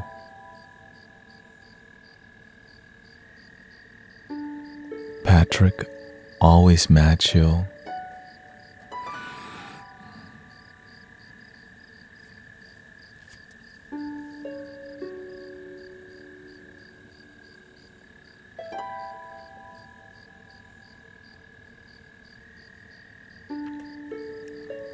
I think this is a good time to take a break. How long we been on? I think we're good. Let me see here. 2.5 hours. I think y'all had enough of me. Any tips on being overwhelmed as a waiter at a restaurant?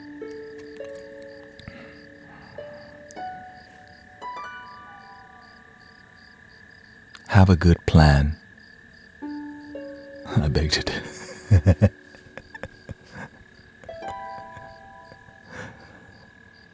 I used to be working, I worked in the service industry for 10 years. And I'm still here, I guess. I'm serving in a different way, but when I'm talking about service industry, in the damn restaurants, you know. So I used to also be very nervous because I doubted myself on a daily. I didn't care about improvement, so I went to work doing the same thing, expecting different results. I went to work scared of people and scared of mistakes, and I didn't think about improving, right? For example, if you're worried at work, why? Because you keep getting orders wrong. Well, why? Because you don't write your orders clearly and you don't repeat the orders back, so you keep messing up. Or maybe you are too damn slow at work and people need you to be faster, so they pressure you because you're too damn slow. Right? So you have to find a good between not too fast and not too slow. Because you're there to serve them with efficiency. And you're there to use.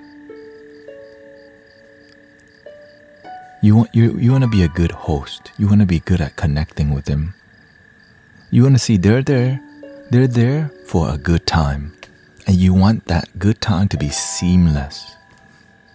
How do you do that? You have to learn to pay attention to what their needs are. So if you're stressed at work, you have to see, what are you stressed about? Are you stressed about messing up your order? That means you have to improve how you take orders. If they're not tipping enough, you have to learn how to improve conveying and making them feel welcome, making them feel that you have done an amazing job. Right?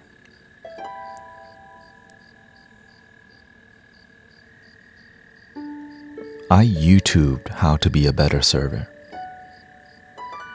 You gotta be willing to research.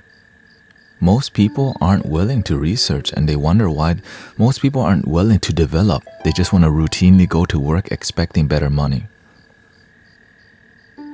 When I'm online, I used to study how to be a better content creator. And eventually it becomes the back of your hand. When you're speaking, you want to make eye contact with the camera, because that's how we connect. But you don't want to make eye contact too much that people feel like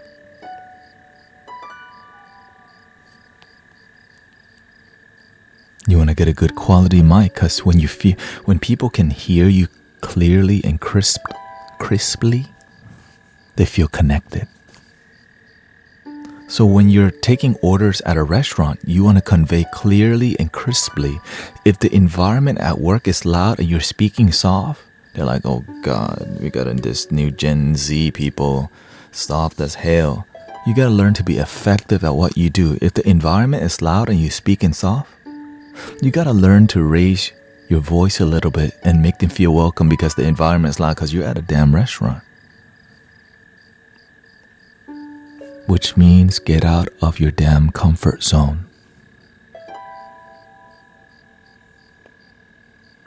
too much eye contact and you can accidentally turn on your view.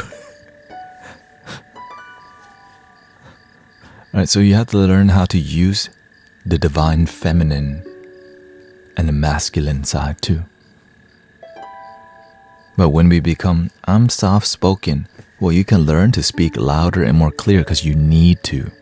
Your nature can be soft-spoken, but when you need to learn to be effective with your life. Sometimes you have to learn to be a leader because why? Nobody wants to do it. Sometimes you gotta go on TikTok and tell people, help people, stop trying to capitalize on people's loneliness while most people are here to get your money. Because why? Because nobody else wants to be the change. There's some people on here doing it with an agenda. Come to Christianity, come to Buddhism. I'm just telling you, love your damn self. Why? Because that's what people need. That's what we practice, that's what I believe in because it works for me. So when you're out there, whenever I was a server, I focus, how can I help this person feel like family?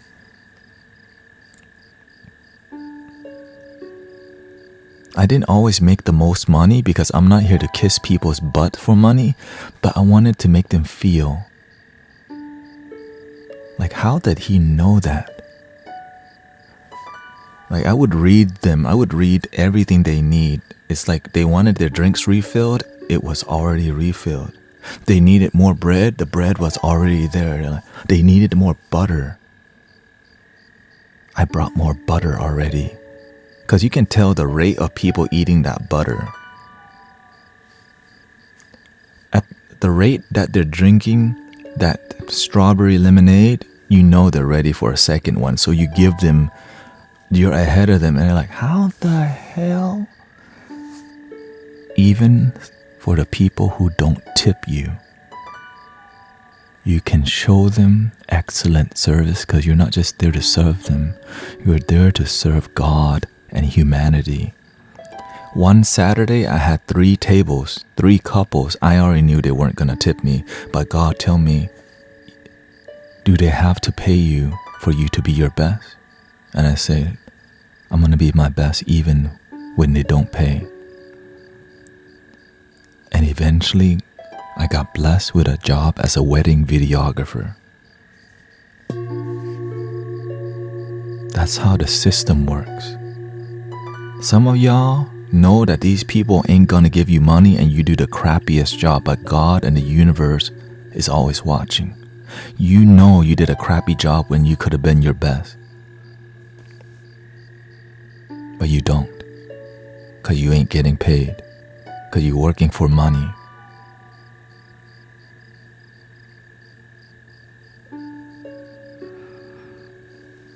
How did you meet your wife? She worked at a tea shop and I could tell. Good energy. I was like, I already know. I already knew, like, okay, my intuition told me I'm gonna marry that girl, but I didn't actually think it would happen. God's like, you're gonna marry her, because, you say stuff. You say, the universe tell you stuff, you don't really know if it will happen. But when it did end up happening, I was like, oh, it actually happened.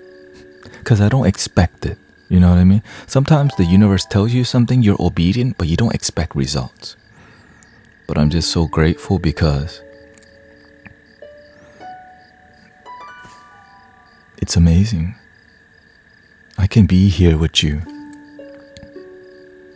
because you just realize God first. Fill your cup first. I don't have to text you throughout the day. I'm not here to be a high school buddy with you. I'm here to be more.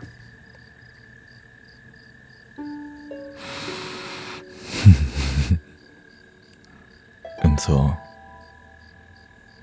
this, really, even the master told me I was going to marry her, and I was like, really?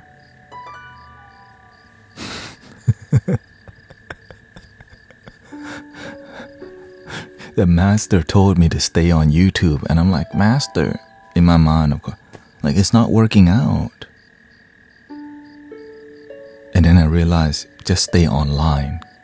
So one of the reasons I never stopped doing online, because my Lama told me stay online. And I did not know it would grow this much. Because again, it's just kind of like, I just do the best that I can.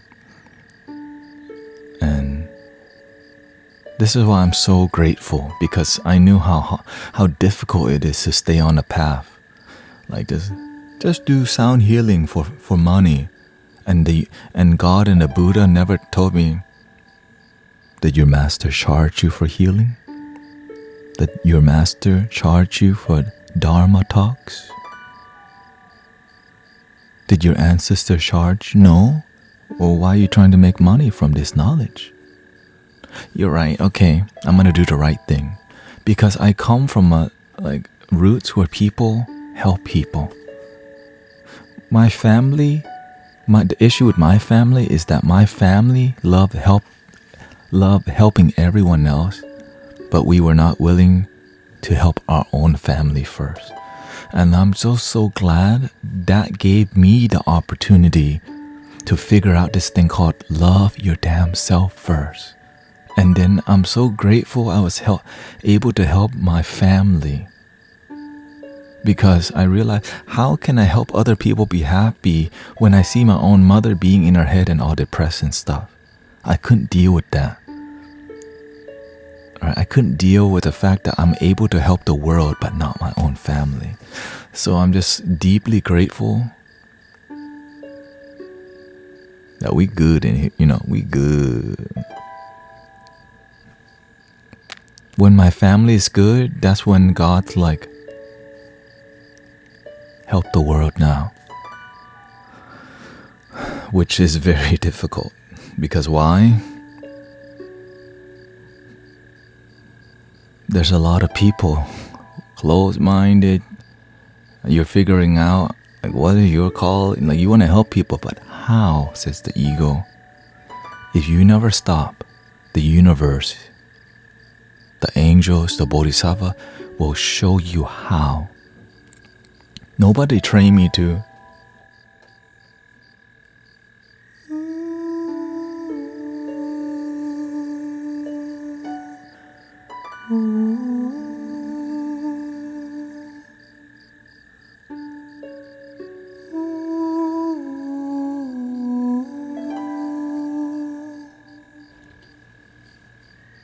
The crystal singing bowls showed me how. Because the angelic crystal bowls, they sing so beautifully. And if you spend enough time with the sounds of the crystal singing bowls, you learn to embody.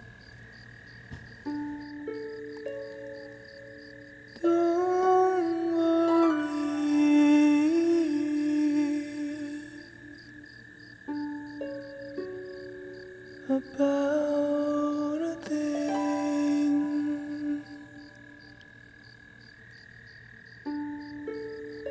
Every little thing is gonna be alright.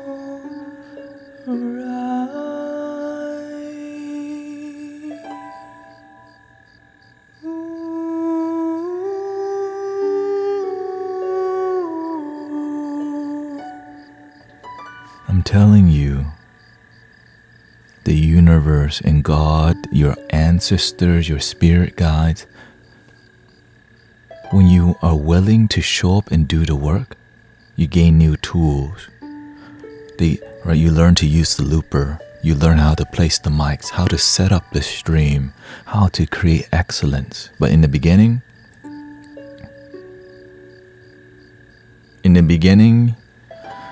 you do the best that you can, and some days my brain was going to like melt because I just couldn't get the audio to work. I couldn't get the audio to work for 2 to 3 days sometimes, and my brain would be like, okay, forgot, like, okay.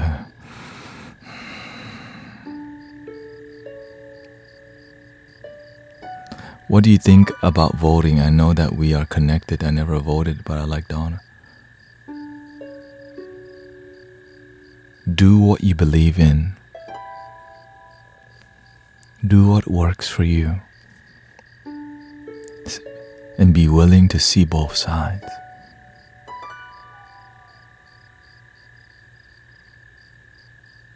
When you only see the way you want to see, you're coming from the ego. Because everyone is doing their best to follow what they believe is happiness. Even if we disagree with somebody, we should understand why they think that way.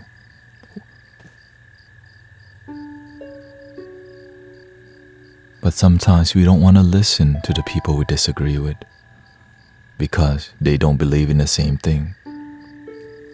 Right? Sometimes we don't listen to spiritual people because we think Jesus is the only way. Sometimes we don't want to listen to them because we believe Allah, Muhammad is the only way. Sometimes we don't want to listen to Jesus because our Lord Buddha is the only way. But when we're willing to see, we all want the same thing, just a different flavor. We both like ice cream. You just like strawberry and I like chocolate.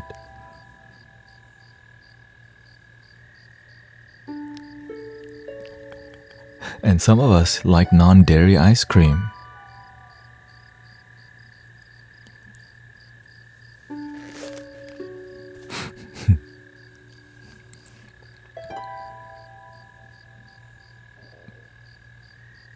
Because it's what works for you.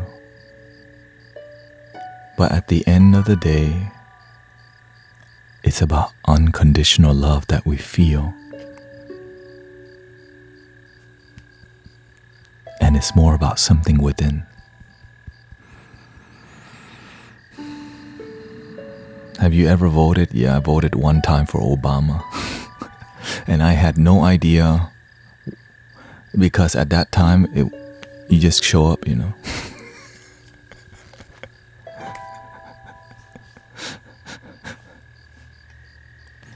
It was just, but that was just one time. But now, I voted to love my damn self. I vote to love my damn self instead.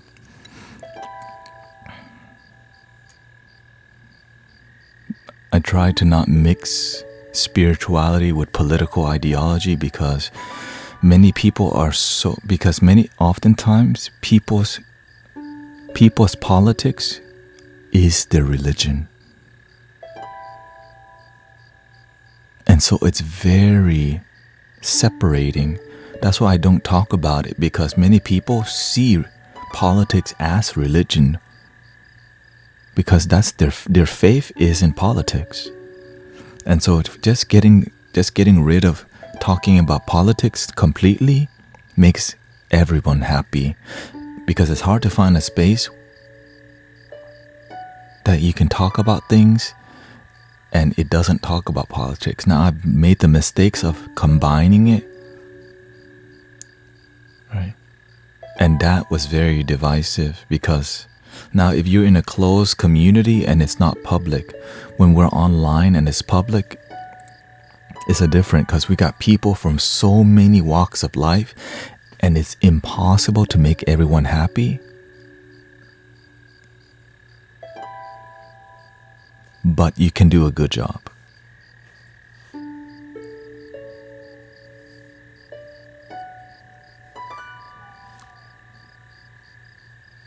And I remember I sat and contemplate about world peace.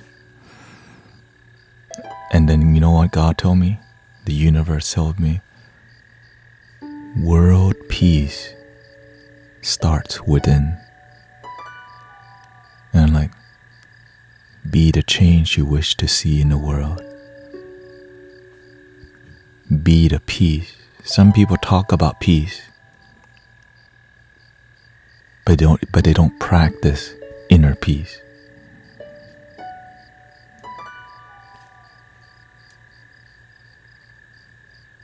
This is why when people start to talk a lot from their head, I can instantly sense it. Why?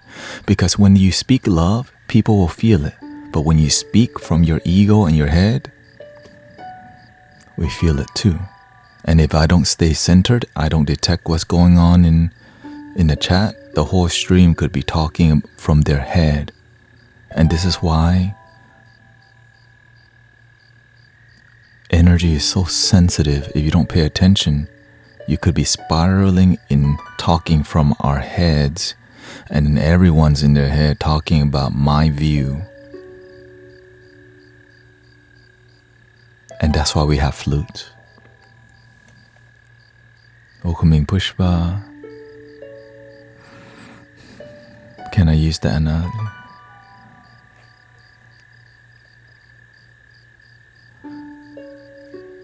I don't own any analogy. Everybody has access to creativity, to expression.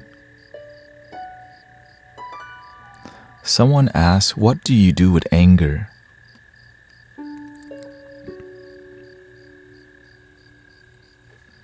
If you have anger, if you're experiencing anger, if you are reacting with anger, and you don't like it. Some people have anger, but they're okay with their anger. If you're okay with being angry, you're going to continue being that way. Let me repeat that. If you are okay, if you're content with being angry, if it's not a problem to you, you ain't going to change. But when you're tired of being an angry person, you'll find out, what must I do to be more kind? What must I do to be more loving? How can I respond with more compassion? And so when the anger comes up and you meditate with it, what led me to be an angry? When did I choose to be an angry person? Why did I become angry?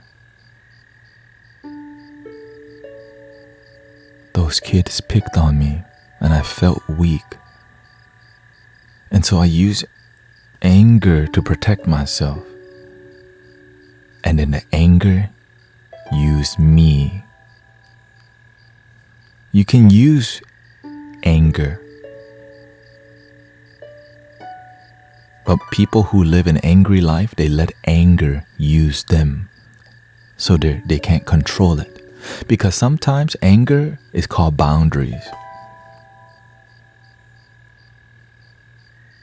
When somebody's trying to rob your house, get the hell out of here, right? You raise your voice and you roar. The thief will run. There's times, right? When your little dog, a big dog's trying to attack your dog, you raise your voice. Hey, stop it, right? You use anger. You use fire. But when you can't control it, you hold on to the fire and it burns you every day. Let go. As you learn to let go, then you'll learn to pick it up and use it. But that's more advanced, okay? Just be honest with you.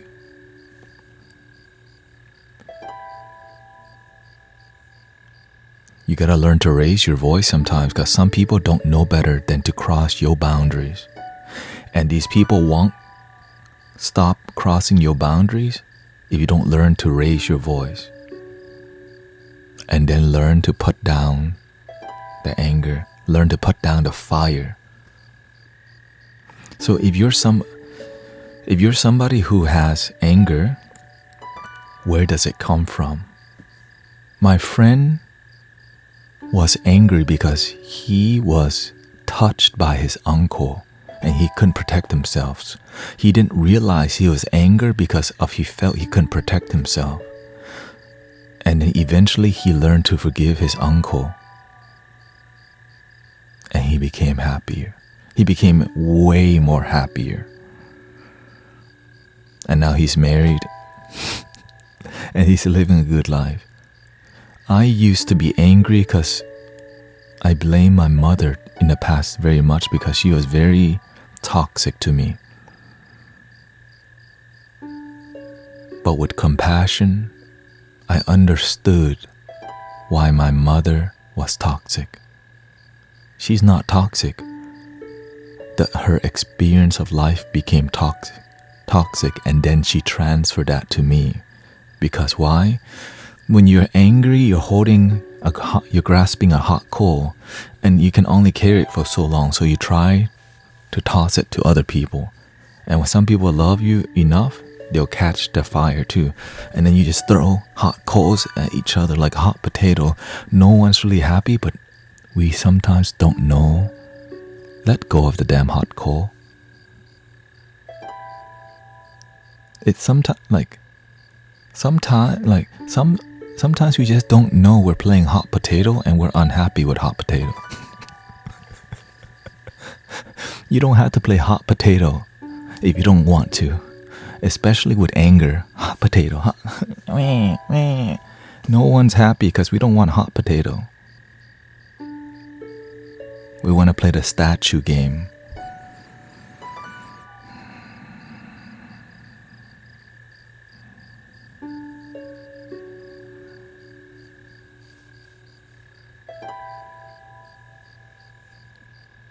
Speak on toxic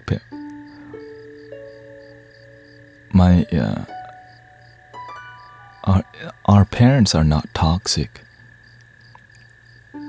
Their environment was toxic, and then so they continue to create toxic environments wherever they go, because that's the way they were raised. My mother was toxic because when she went to grade school, she was still being used to sell snacks. In elementary school, she had to bring a basket with like 5 different snacks to sell. Essentially, she was a child slave for her relatives. And of course, she doesn't want to do it, but that's what life gave her. That's her karma. That's life happened. That kind of life happened to her. She had to go to school and sell snacks in a basket, selling 5 different snacks. And when she didn't want to do it, she got spanked, she got abused. And so growing up in that environment, it makes somebody toxic because that's what they got this lifetime. And so they eventually have children called Tanet and his sister. And so that pain is in her heart. And then from her pain, a child could have an awakening. From the darkness, a diamond is pressurized. So without my mother's pain, I would not be here. But I'm so grateful because my mother is happy. My mother is not toxic. Sometimes she still complains about stuff, of course, but she's happy. I have a great relationship with my parents. But it took a long time. It took years. It took about 5 years to help my mother feel more happy because she'd been hurt. I used to hate my mother, but then I sat there and I asked, does my mother want to be toxic? Of course not. Why is she the way she is today? I started visualizing, for her to be this way, how would the beginning even look like? They abandoned her, they abused her, they used her. And then I began to investigate why my mom is like that. And that her experience of life is so painful that when she wants to share with me the depths of her pain, she chokes up. And she almost doesn't even want to tell me what happened completely because it's too painful for her to even repeat with her voice. So it chokes up in her throat. And then I realize that's my mother. Without her pain, I would not awaken and be who I am today. Without her life experience. If she was, right, if she didn't have to go through that and had to go through pain and abuse, verbal, physical, and even deeper stuff, I might not be raised with my mother who was toxic, and I may just not be here with y'all talking about loving your damn self. Maybe just become a nurse, doctor, or lawyer, what she wished for me.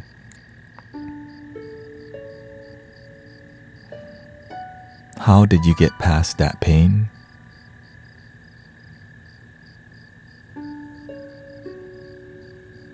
When you meditate and you let go. The only thing that experiences pain is your mind and your body. But when you are with the observer, you're free. I am enough. This moment is enough. Thank you so much for this moment. And then I forgave everything. You can forgive everything. What about from the Buddhist perspective? That is the Buddhist perspective. Let go.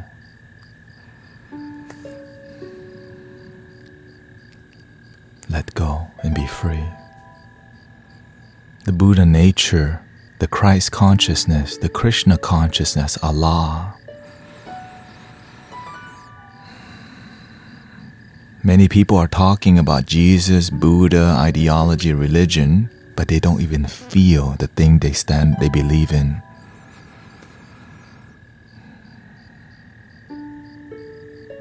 You can yell Jesus all day and not even feel Jesus in your own heart.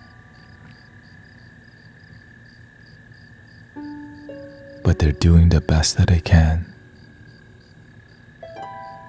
And that's why we have to be patient with each other. That's why I'm deeply patient with people who come in here. Jesus is the only way, our Lord and Savior. The Quran is the only.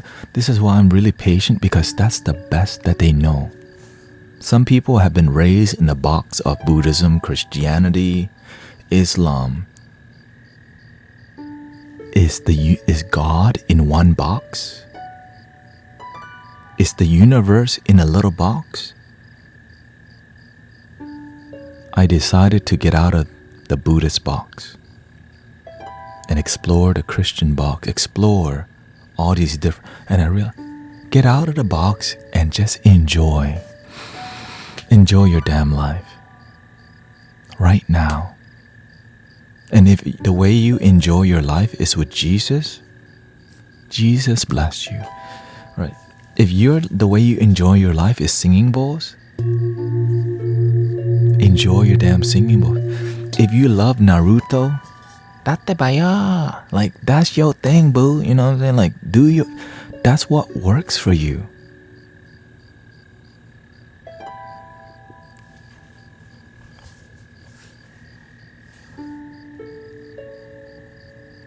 Just make sure Naruto, that it's just the love in your heart. I love the singing bowl.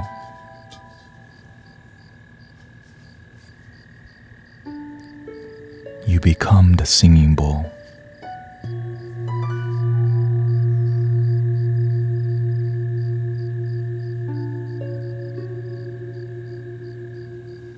You become the flute that you play.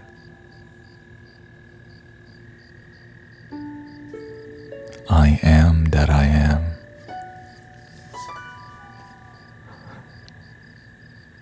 Do you see, that makes sense to me. I was not going to believe in something that doesn't make sense. And so everything that I practice, I was like, that don't even make sense. Why should I believe? Oh, through deep contemplation, that really makes sense, but on a more emotional, energetic level, that can be scientifically like contemplated. Like,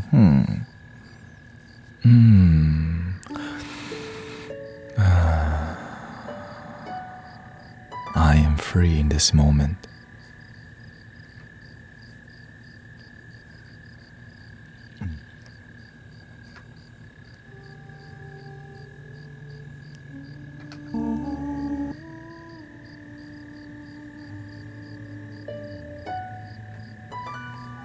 Islam makes 100. Yeah, exactly. So that's why I'm not trying to convert you.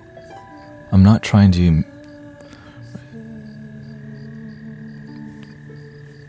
I just want to see you happy right now. And why aren't you happy right now? Because whatever condition you have makes you close off to happiness. The great Giovanni says, my question was, do Buddhists believe in black magic? Here's the thing. Buddhist people are people. There's black magic every culture. Voodoo, hoodoo, brujeria. People practice that because that's what works for them with the best that they know. Right? So spells on people work if they believe in spells, especially in negative spells. I practice unconditional love, so there's no unconditional hate. Do you believe in Santa? Only in December. Right, so when you believe in black magic, it exists. Because why? You can conceptualize it. But when you don't believe in black magic and you just believe in love, they're just looking for love. But sometimes they paid a brujo $500 because they want their ex-wife back.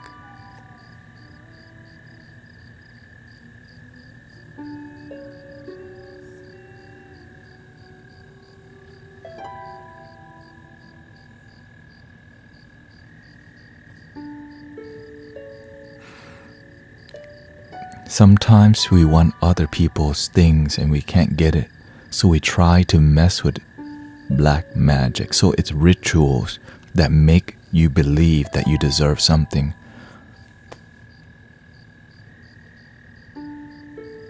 But it comes with a cost. Belief kills and belief cures. Hey, we should pin that comment right there. Right? So if you just believe in pure love and that's it for you, it's what you get. Right? Like if you just believe in the oneness of love, it's what you get. The moment you start to believe black magic, it's because you chose to make it real.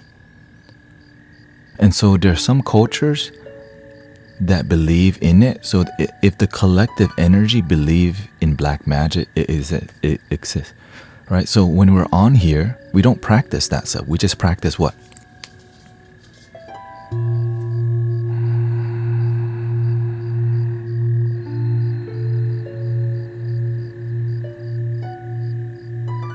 Hey, welcoming brother Streets on the beats.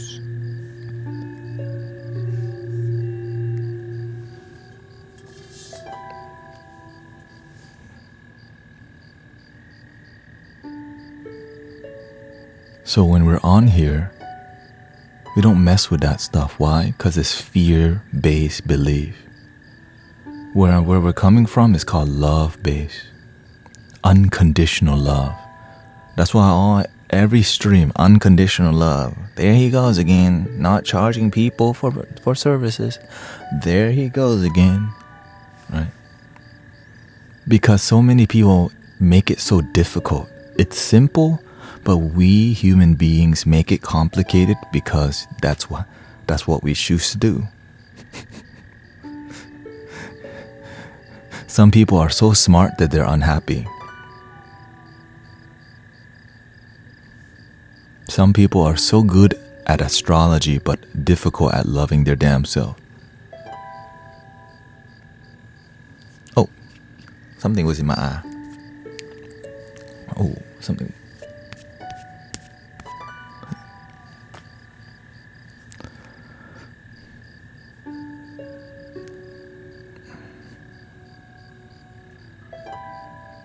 Thank you, Ashley. Why are you calling me? Are there necessary evils? In this human experience, we don't have to call it evil. We can just call it negativity. Because that, right? So in the human experience, which is the human experience, there is positive and negative. In a spiritual experience, pure, clear, now. But we're more than just, right? The human experience, the spiritual experience starts, and the human experience, that's what they call it, your spiritual being having a human experience. Okay? So yes, there is negativity. It exists. But the more you learn from it, you learn to focus on what helps you to feel centered. Right? There's positive and negative, and you can be attached to both. If you're attached to being happy all the time, when life gets difficult, your life is miserable. Why? Because you're attached to happiness. But when you find this thing called unconditional love, it's called equanimity. You're not attached to praise or hate. This moment is enough, and you're just quietly in humble contentment. And on a day-to-day basis, you're happy, but you're not here to tell the whole world, I'm freaking happy, I love my damn. It's more like,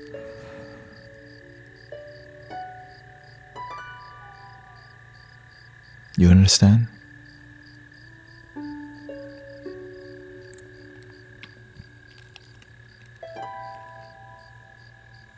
Y'all want music?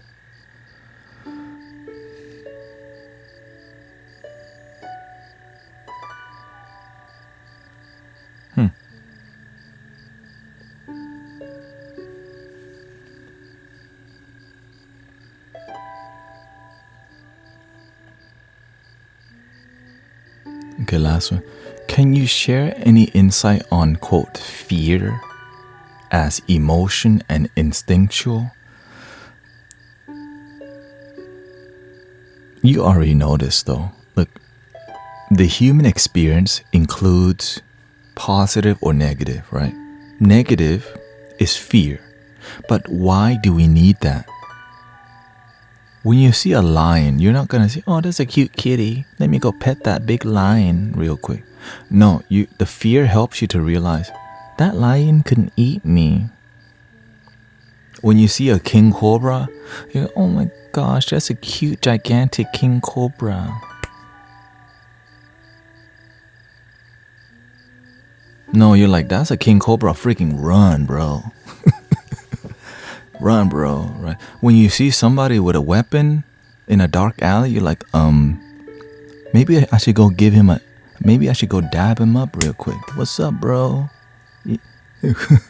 Right? You're like, maybe I shouldn't go down this dark alley. That dude has right?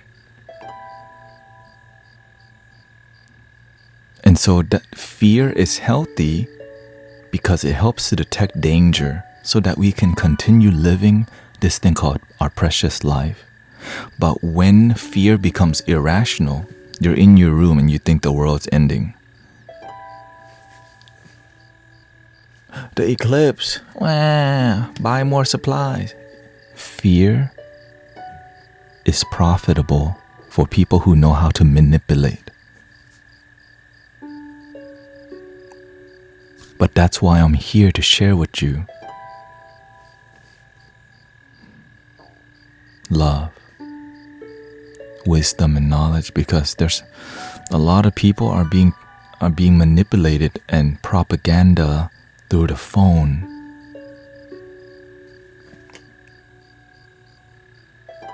And it's on our watch. It's on my watch. It's on your watch that everything's happening. You can either stand up and be the change, or you can just complain about how the system, how the world's so negative, and how...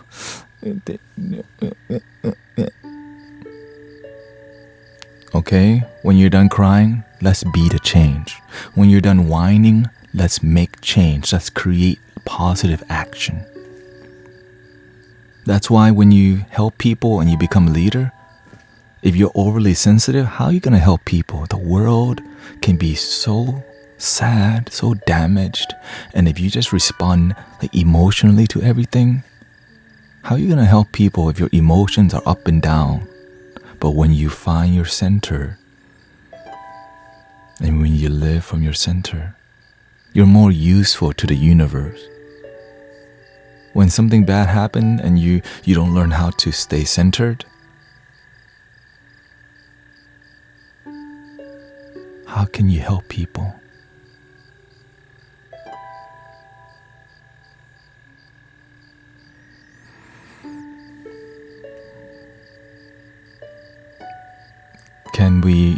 Can you please share insight on why Buddhists wear red string?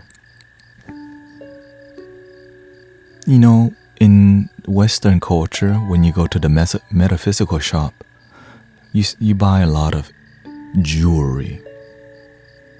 An amethyst bracelet, an amethyst mandala.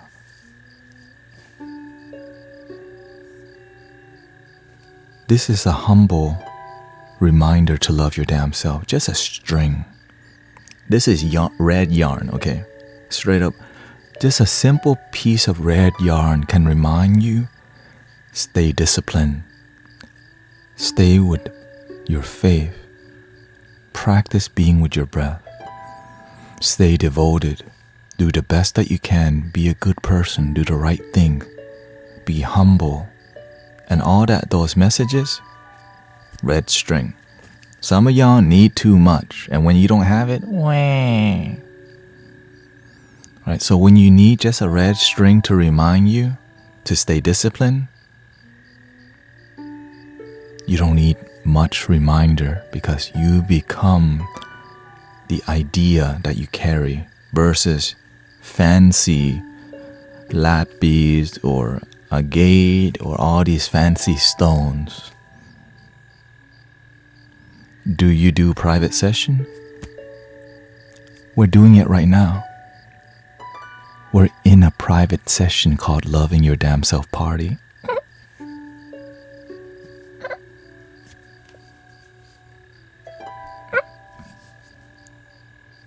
Because we're connecting on a more intimate level.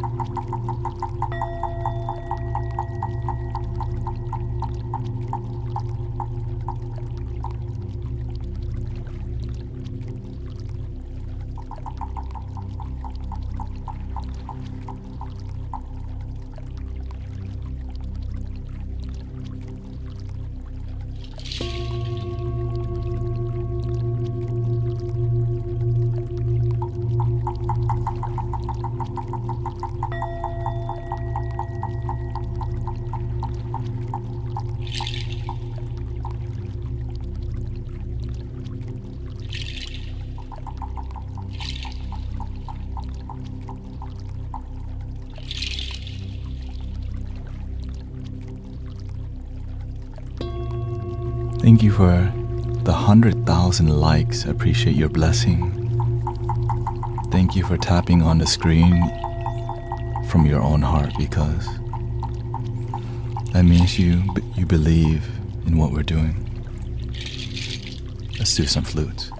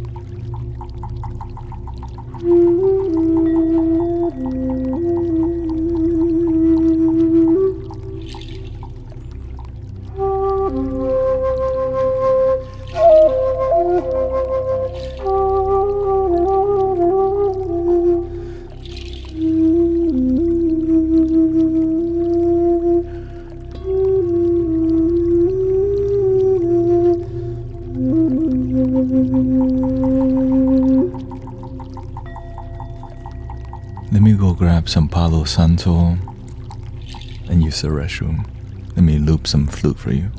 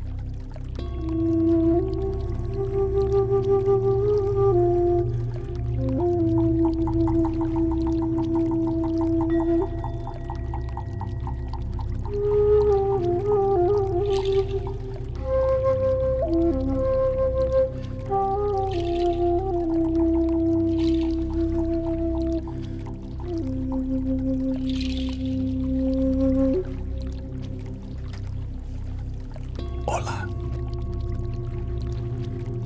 How are we feeling out there? Yeah, you can get some from Amazon.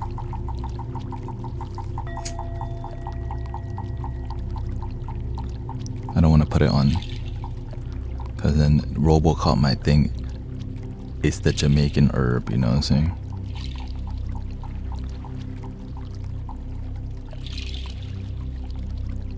You gotta learn how the system works. They use AI to detect everything, so they don't know the difference between like incense or the herb. You know what I'm saying?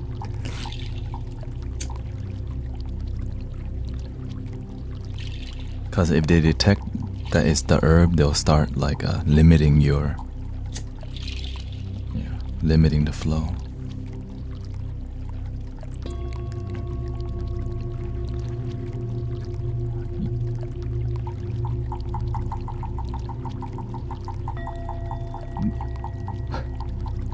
You're ready? Ready for the For You page? Let me go get my robe.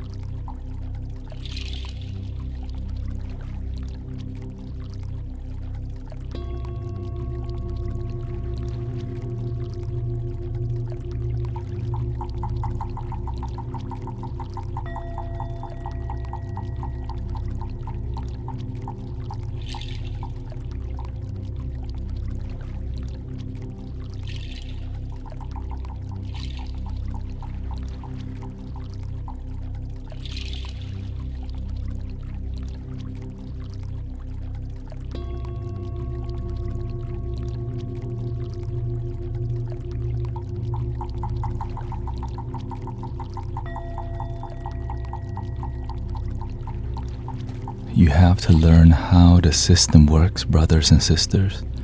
Don't let TikTok use you. Use the system. But you have to learn how the system works before we learn to use it. And if sometimes you wanna use a system, but it's not meant for you. You have to find what works for you and then learn how to use it. Here we go.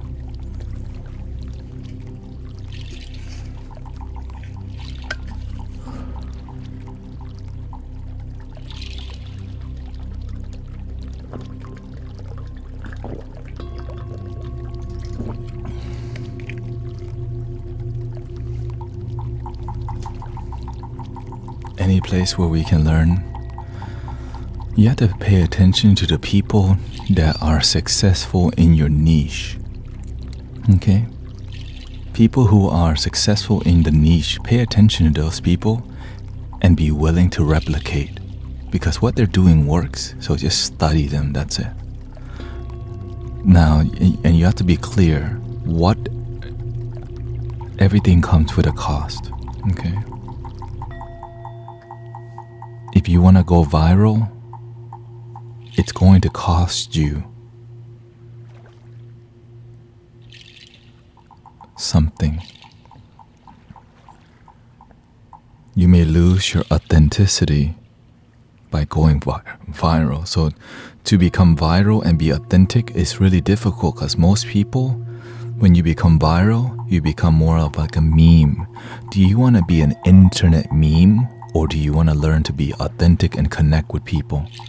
because to connect with people requires time, it requires honesty, and if people are just browsing by, it's hard to be genuine and authentic in 10 seconds. This is why I'm growing a lot on live streaming, because live streaming matches the way I operate.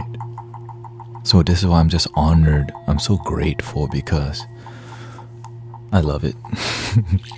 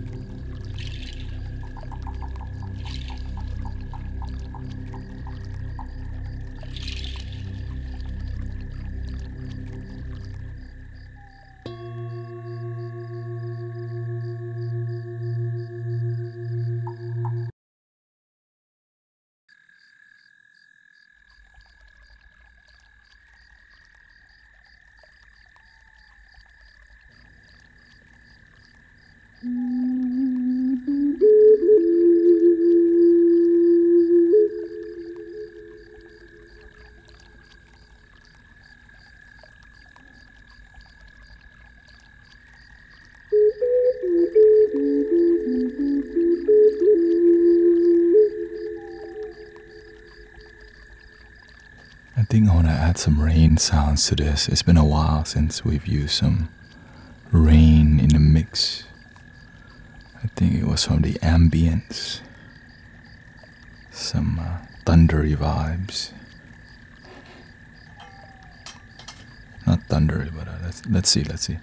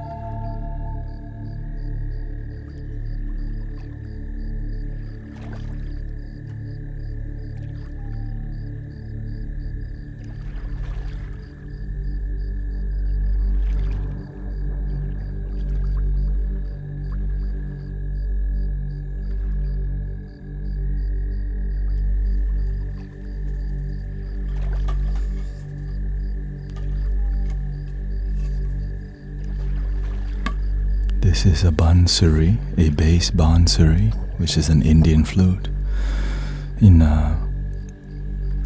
This one I call Shiva because it feels right. Enjoy the Hindu vibes, you can say.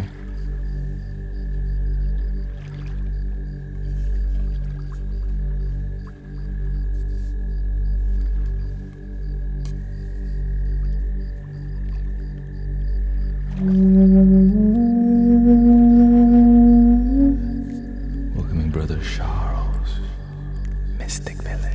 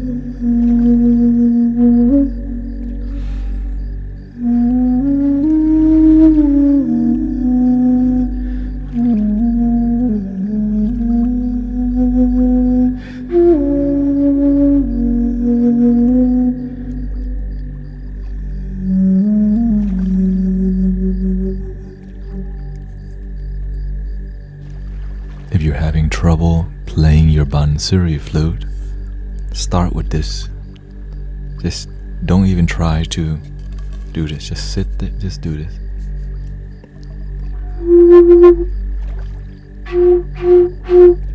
When you got that, you're good. And then just cover the first hole. This is hard to play only because it's so gigantic. I mean, look. So I don't play it like this. It's almost difficult to play it like this. Right.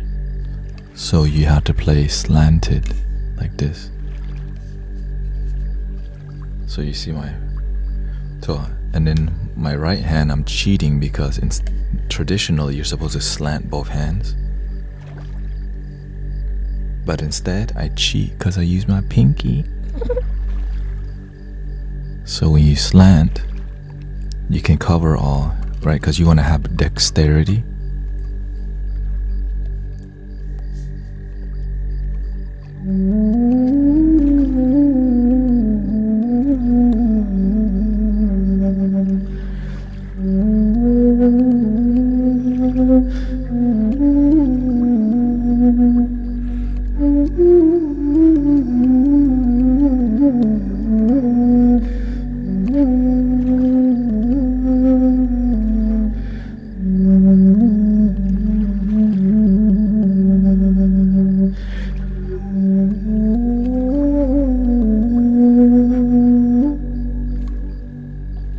This flute is easy compared to the bigger bansuri.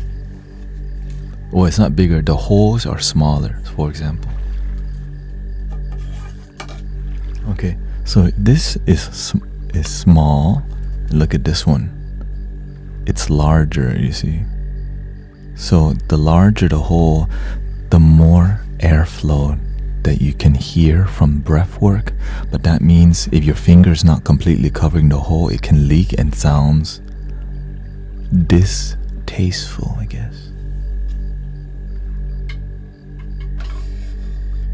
Which sounds like this. This is a key of G sharp. I call this one Ganesha.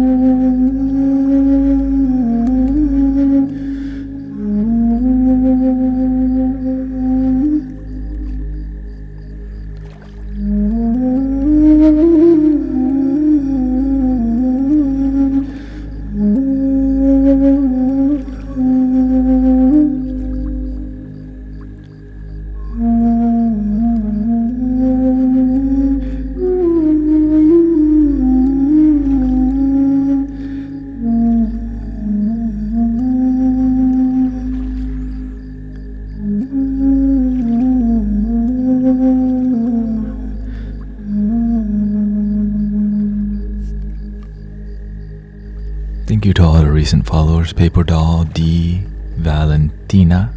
Thank you for sharing their lives. Thank you for being here in relaxation. Neymar is here too. Thank you, Zoltankin. Thank you, Irreverse, for the blessings, the blow. Sandra, Ula, thank you so much. Let's hear it. Let's hear it without the drone. Let me know what you think.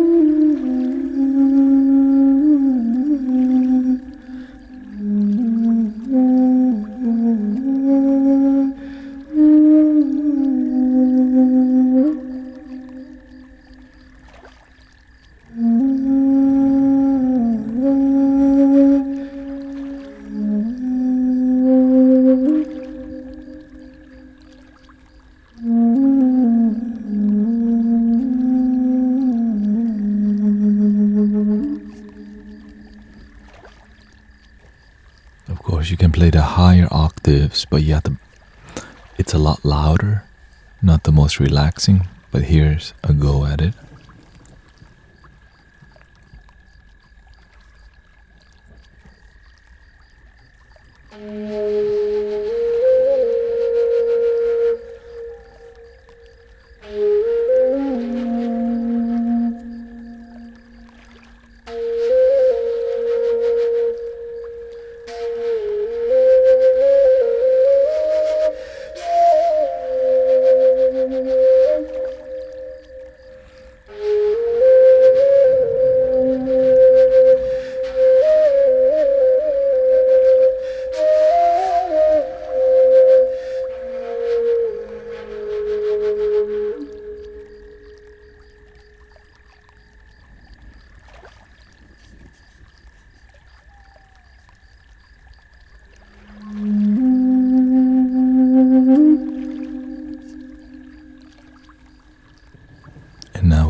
background, droning.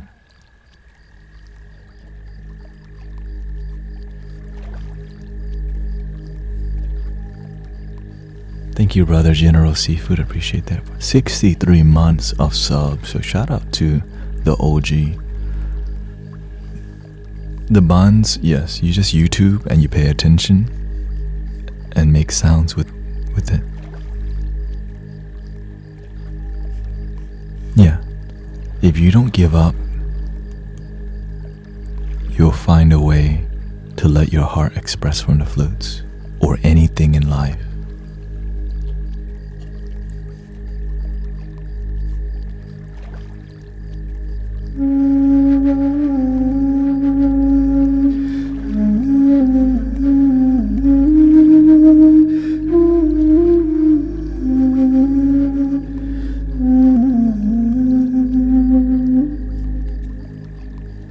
Mika says, thank you for your music. I had an operation. I'm very sick and your music makes me happier.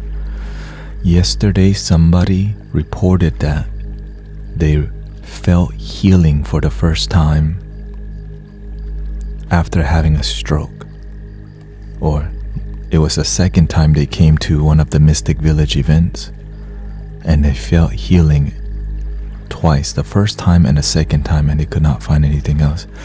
So I'm grateful for the power of sound healing and that we can be here in healing energy.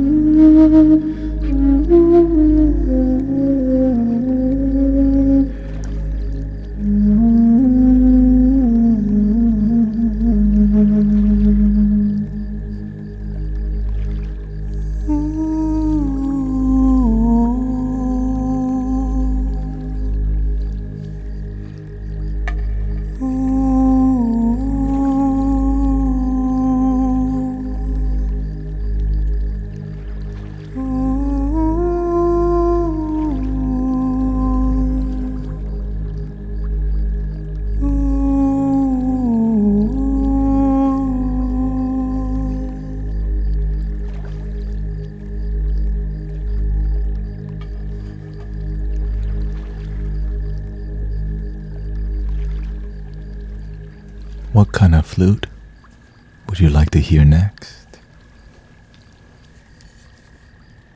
We have more bansuri, Egyptian flute, Chinese version of the shakuhachi, the Japanese akibono. We have the Peruvian gena. Also, we have the genacho, the bass version. We have the Native American high flute, which is I would say it's a medium A. We have the triple drone flutes. We have more Native American bass flutes. Egyptian flute, something deep. Okay, we can do a bass Egyptian one. And this one has a very close key to the Egyptian, which is a shao. Okay, so we'll do both and we'll let you know what you think. This one is in the key of C.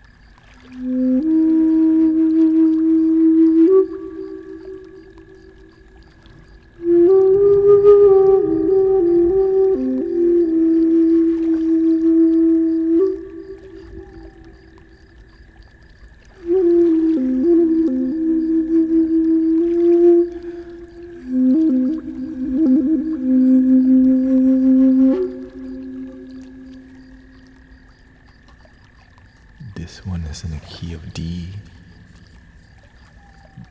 Different type of bamboo.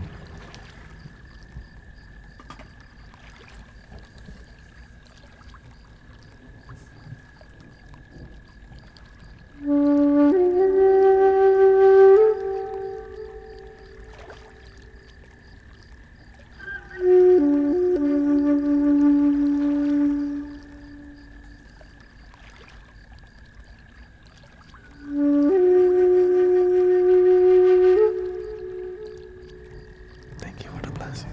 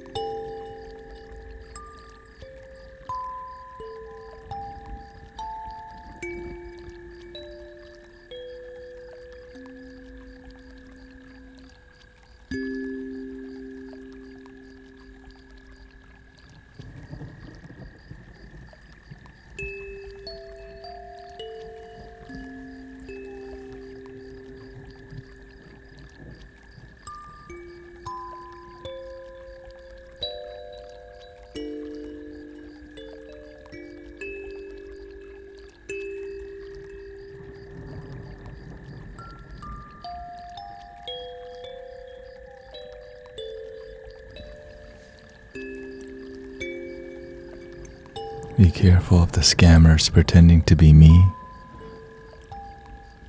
I never charge money. I never try to get anything from you. Thank you for being here.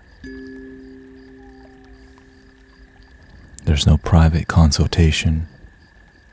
This is it.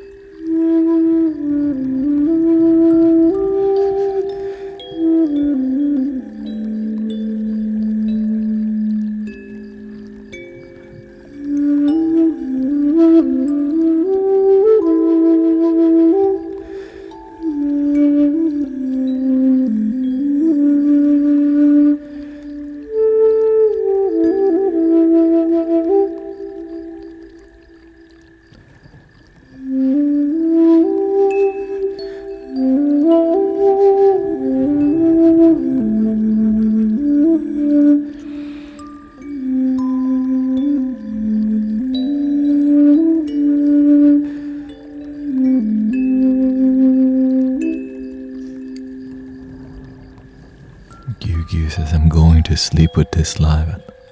Thank you, Stacy, Danny, you, Lisa Knight, Kalesi. Thank you for all the blessings. Bina, Leanna, Yoda, the rescue doggo. Thank you so much.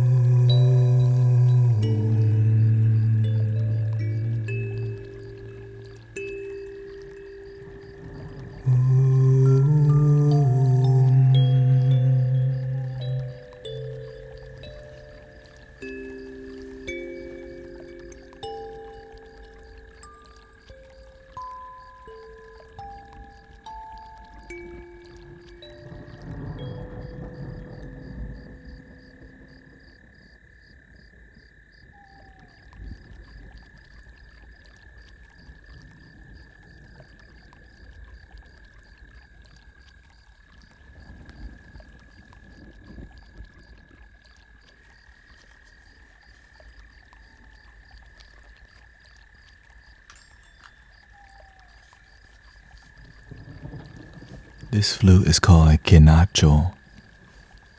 It's a Peruvian flute, Andean flute. So this is a quena, okay? And this is a quenacho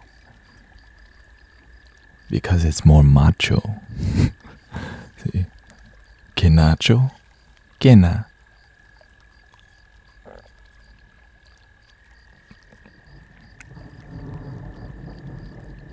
And this, the mouthpiece, is similar to the shakuhachi, which makes you able to control the air. Like, it makes you cut through the air, buttery, smooth sound, which is why I got the quenacho, because it sounds dope. Check it out.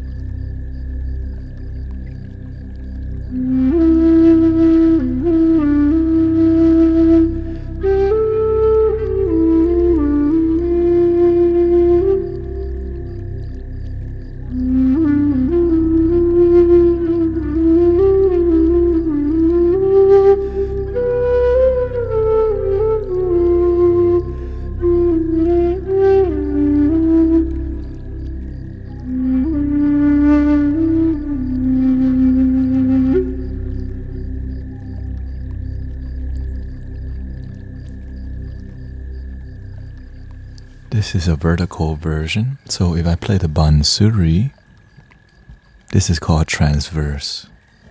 This is a key of C, and this is a key of C sharp, but it's transverse. And the way the air cuts through the flute is very different.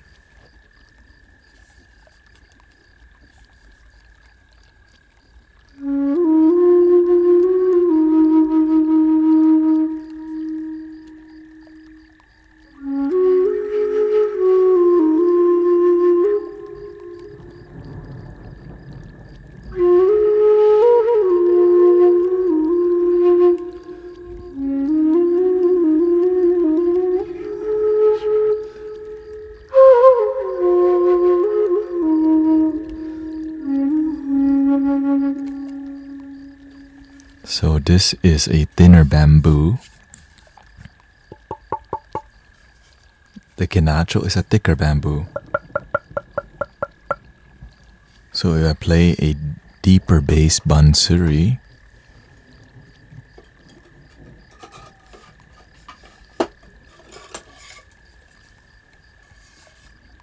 Freaking amazing. Okay, like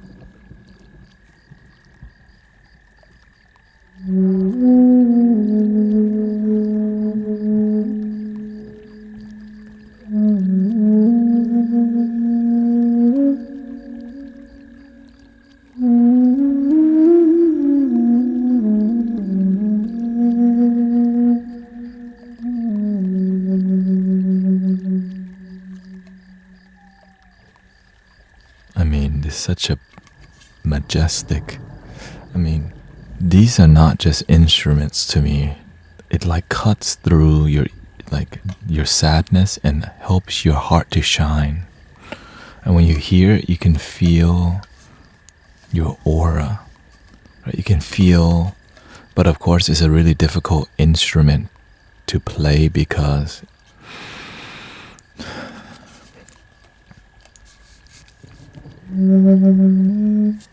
controlling the reverberation in a giant pipe.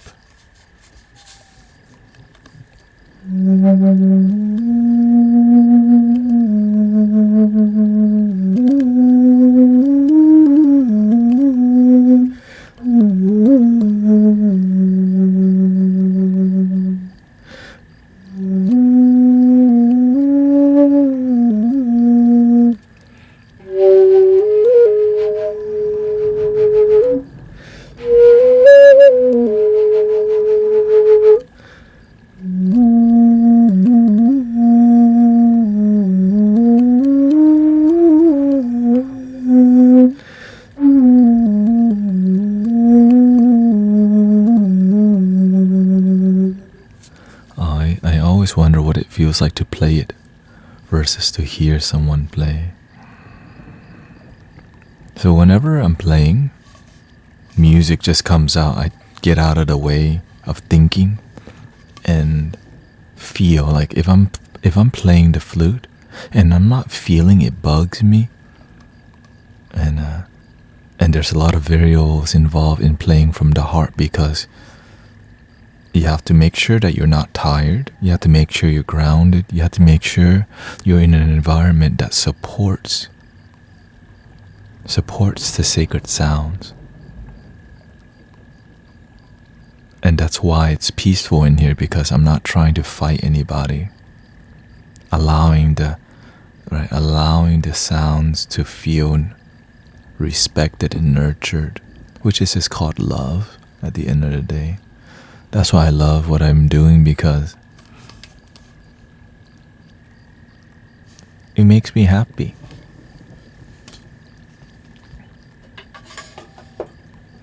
But when we get to the Native American flutes,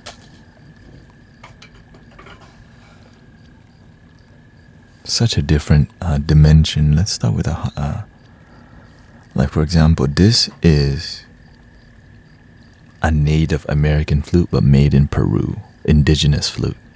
Like this is it, like hard wood, a high note. And when I hear, I'm like, damn, I feel like I'm riding on a horse right now, in the wind. So visions come to me as I'm just playing the flute. I'm like, oh yeah, I'm feeling.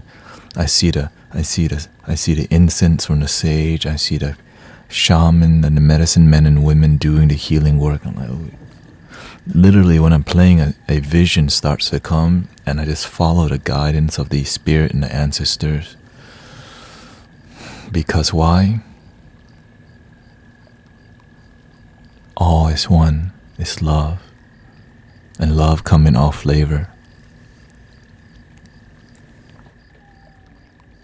So without the reverb, and then I'll show you the reverb, okay?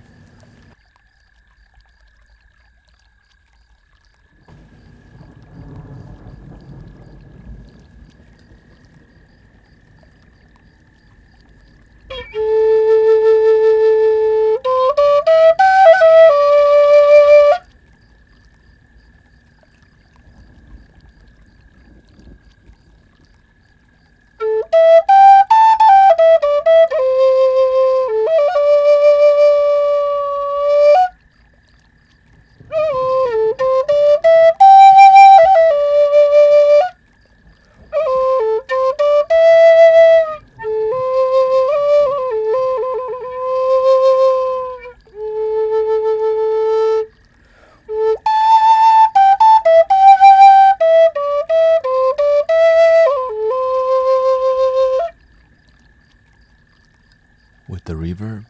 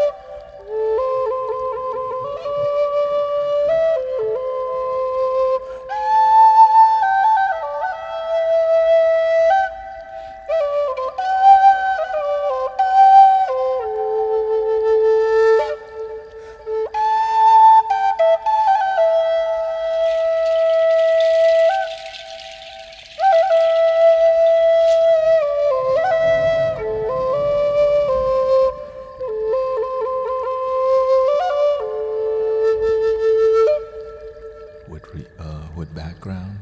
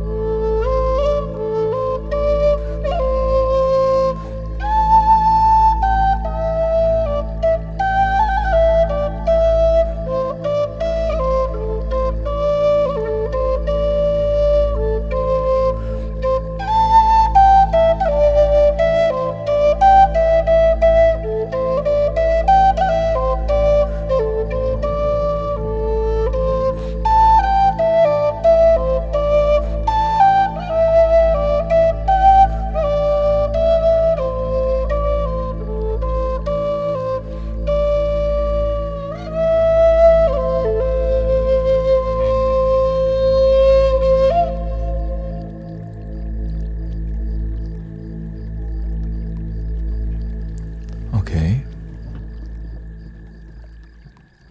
Do you want to go higher pitch or lower? Alright, because I mean, I have most of it.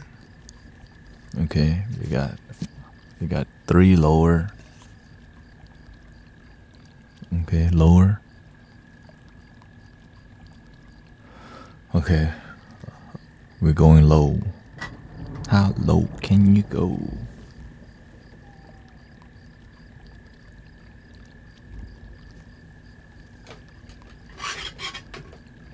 This is the first Native American flute that I got. Enjoy. So I'm gonna start playing no reverb, and then background, okay? So we can be on like a sound exploration journey a little bit.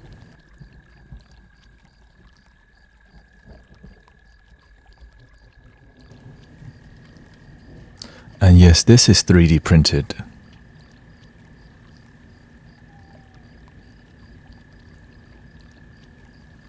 See, it comes off. It's coming apart. I glued it, but yeah. I didn't make this one, but I bought it from Etsy. Because this flute would be like $200 to $300. No, I bought it 3D printed on Etsy.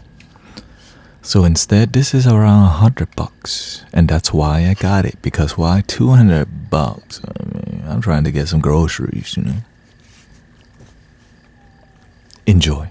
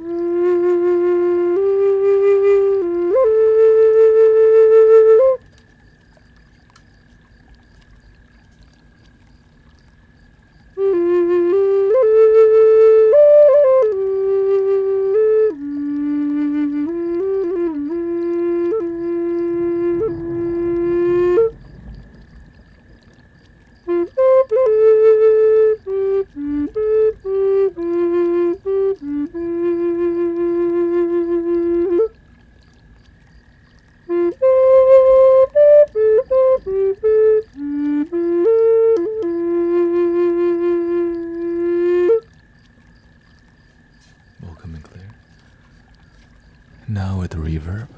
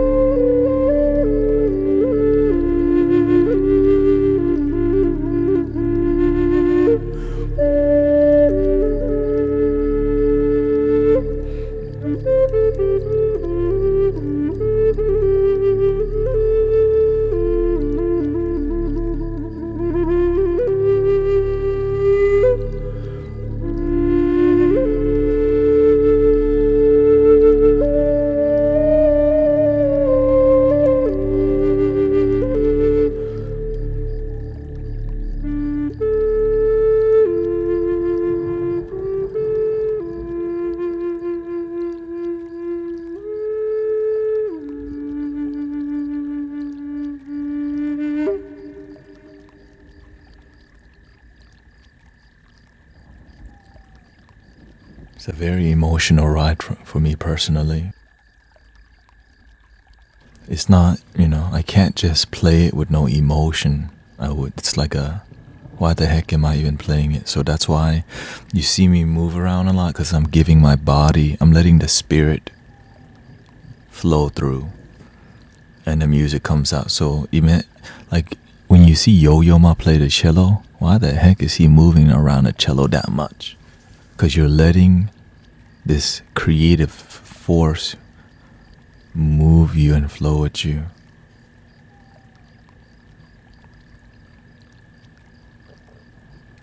Do we want to go deeper than this? Or do we want to go higher? Because I have a lot of Native American style flutes here. Deeper. Okay, let's go one octave. Let's go. So this is the D. We can go to the C.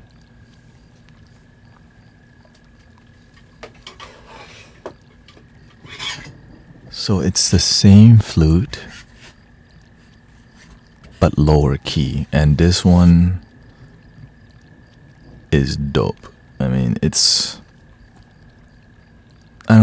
I don't play this flute too much because it's like it represents my nature. So it feels too familiar that I don't bring it anywhere because I feel I'm speaking the sound of this flute. Like the way I speak, it sounds like this flute. I know, I'm just humbly saying that.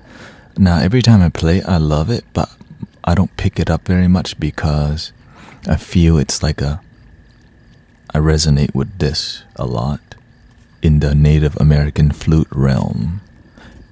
Okay, let's enjoy.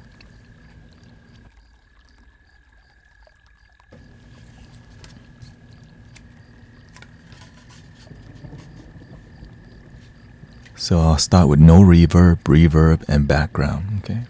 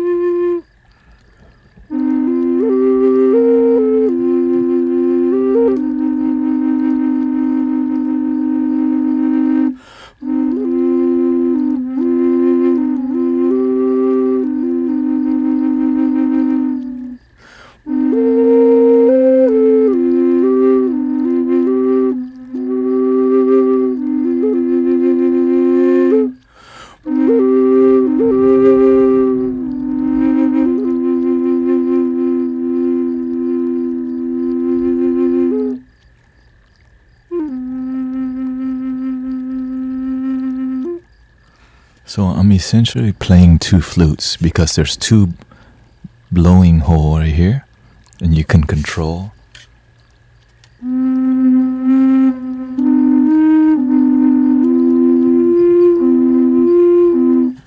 And now with reverb.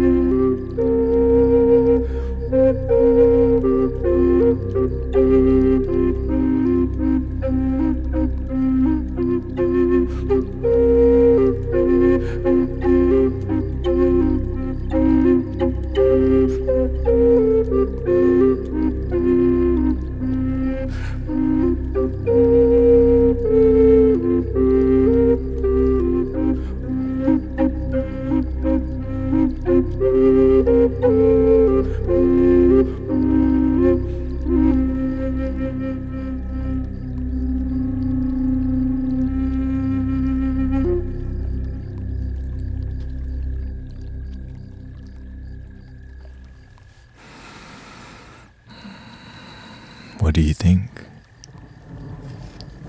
This is magic. I mean, golly. Now do you know why I love this stuff? Okay, like, I'm in love with this stuff. I'm so... I didn't want it to. Well, the thing is, there's more magic. Okay, there's more.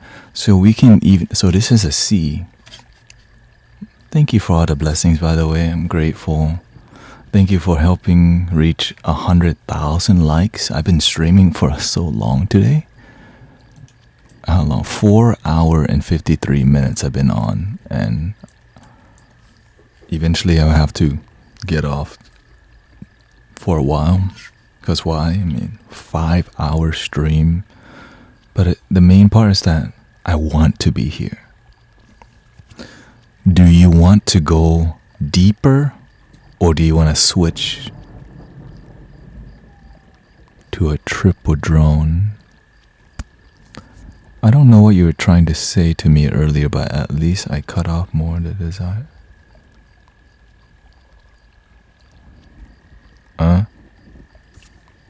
Not sure. You want to go deeper or triple drone? Okay, deeper.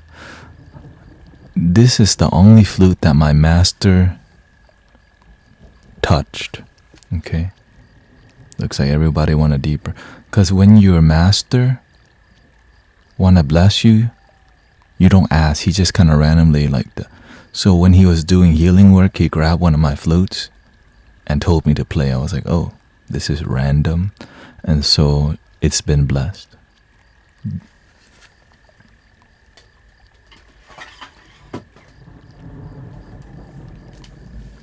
So I have two. One is made of bamboo, which sounds amazing, and one is made of 3D printed. Oh, this was the one that the master. So this is the same key. The material makes a huge difference. Okay, it's quite a long flute. I mean, okay, look next to me. Right, so all these flutes are an investment, but it's worth it because why? People melting, people's mind. So they're so useful. So yeah, so 3D printed and bamboo, and then there's hardwood, but I don't have the hardwood version. I got this. The universe blessed me from Goodwill auction for $40, and this thing is like $200. So I'm just grateful for the blessings, grateful. So let's start with the 3D printed. No, let's start with the bamboo because this is what people like. I like it too, but we can learn to enjoy both. You know what I'm saying? Does what we choose to do happen for a reason? Absolutely. You've been here, heals me. Oh, thank you. Okay, so we're just gonna start off from. We're gonna play with reverb right away, okay?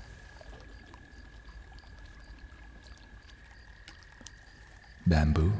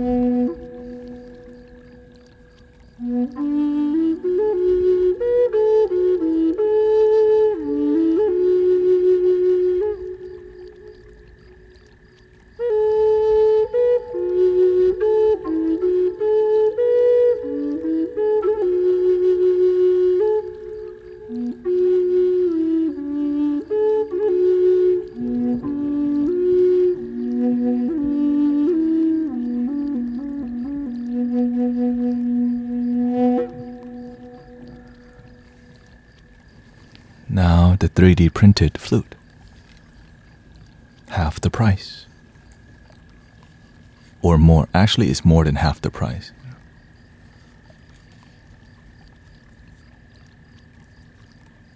The deeper the flute, the price goes up like astronomically for whatever reason. Need more wood.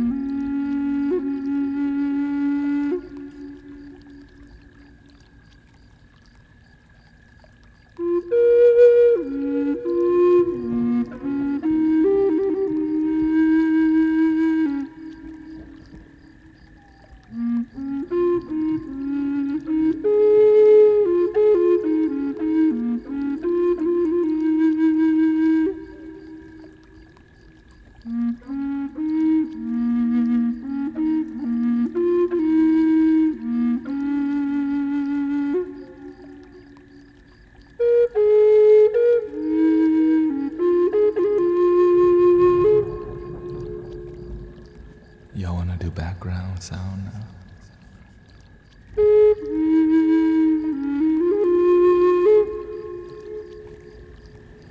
Now the reason why this one is louder because it's thinner wall and lighter material.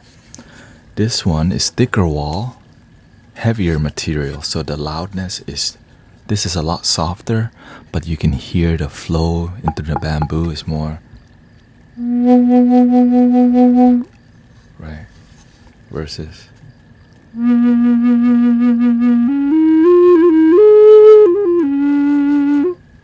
Okay, with background.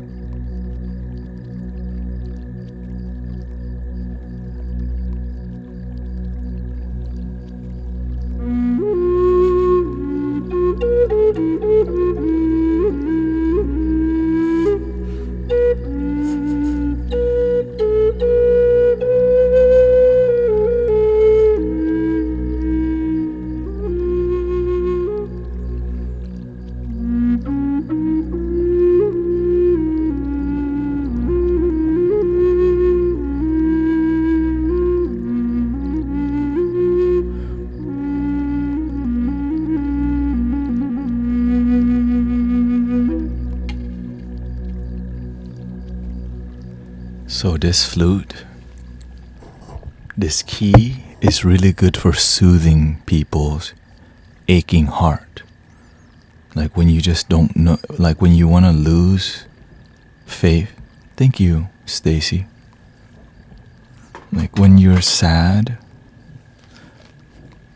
and you want to lose hope, and when you hear this flute, it like tells you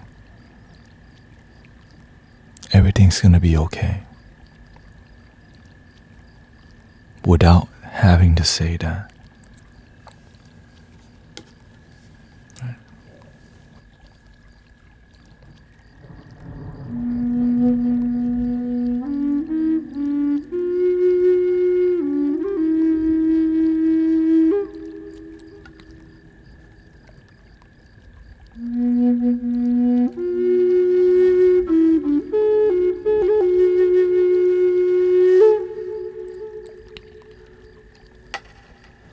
So when you connect to your intuition, every tool in your tool set, inner tools, external tools, physical tools, they all have a signature of how to heal. And so according to what people are feeling, there's a tool to perfectly realign them back to the love that you are. Sometimes we just forget because we're sad. You're welcome. Sometimes we forget that you aren't enough. Sometimes you forget you've always been beautiful. Sometimes you forget to just breathe. And so there's different tools and modalities and styles of playing the Native American spirit, the Zen Japanese flute, Peruvian style, even the country folksy side of China.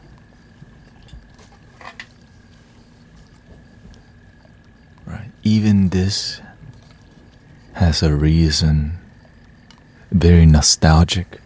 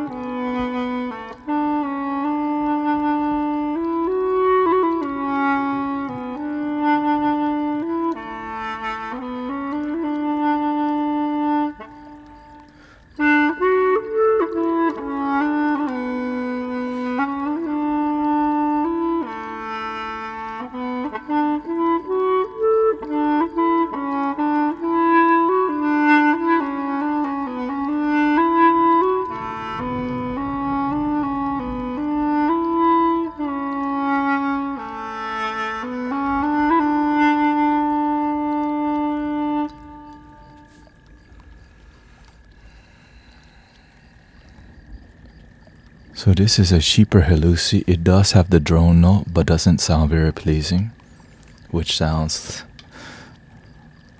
like this.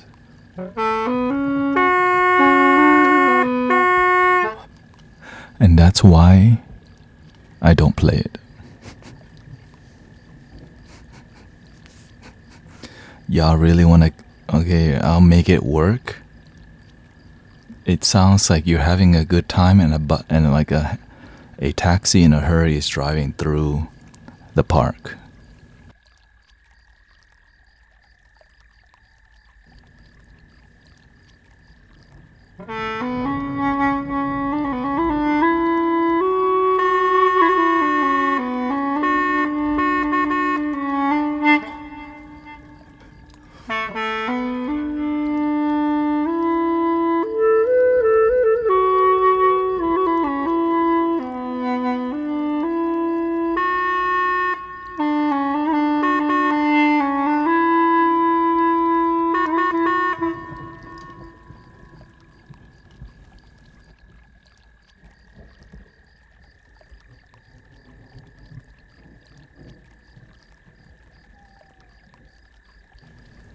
Now you know why I don't play it.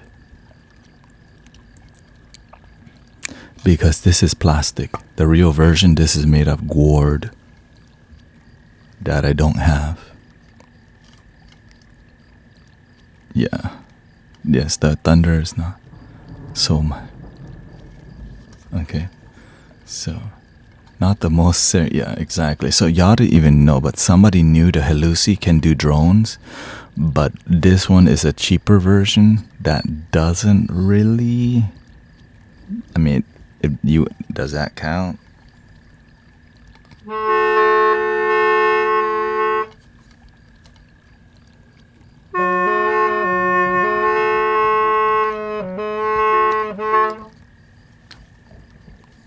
The cat was.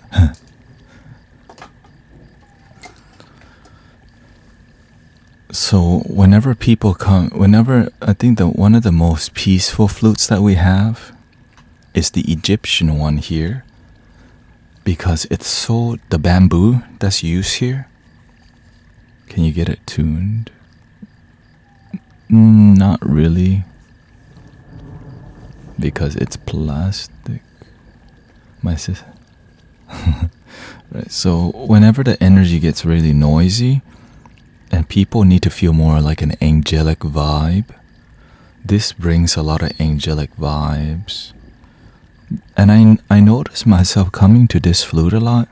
It's made by the guy named Eric the Flute Maker, who is into making flutes, and he grew this bamboo to make this flute because it's affordable.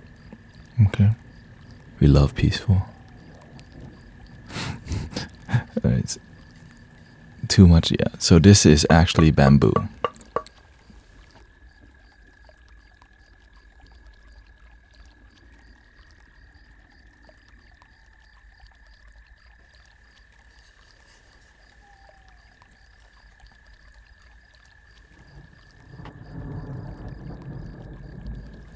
So we're gonna do it with no reverb, with reverb, and then with the background. Okay, that's how we're doing it up in here. Enjoy.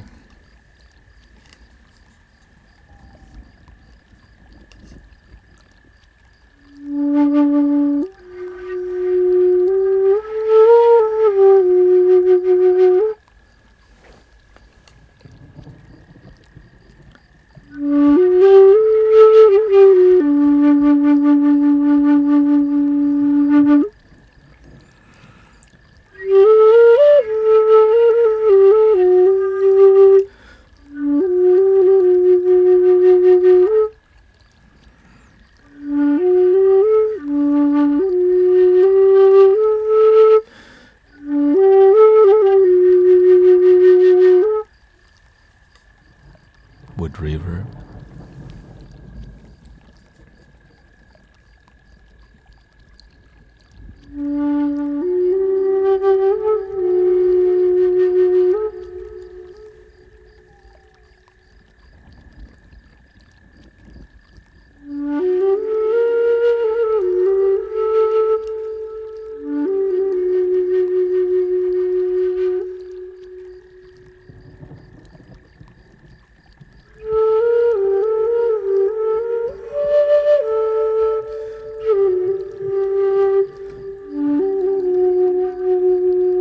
Good night, meal motion.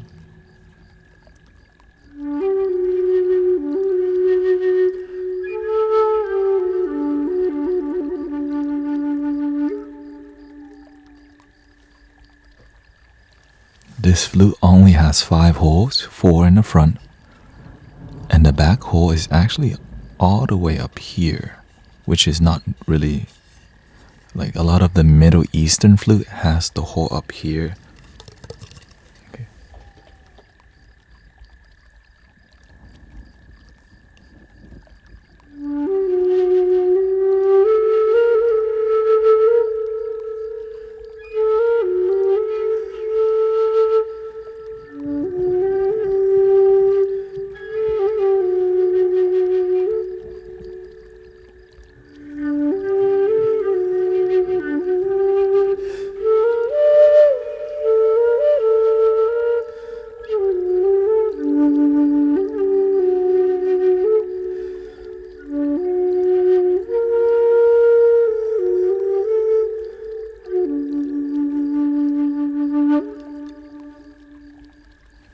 This flute has a higher octave, but it's so loud.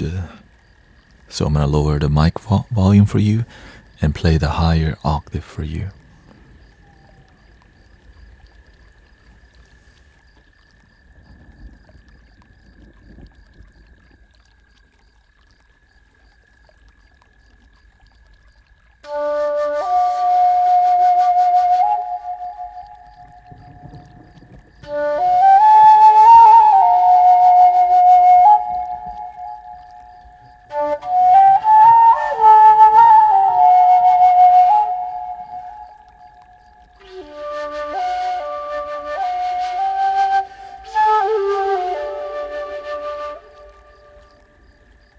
Thank you, Nancy, for the kind words. I appreciate you showing up on Tuesday or yesterday.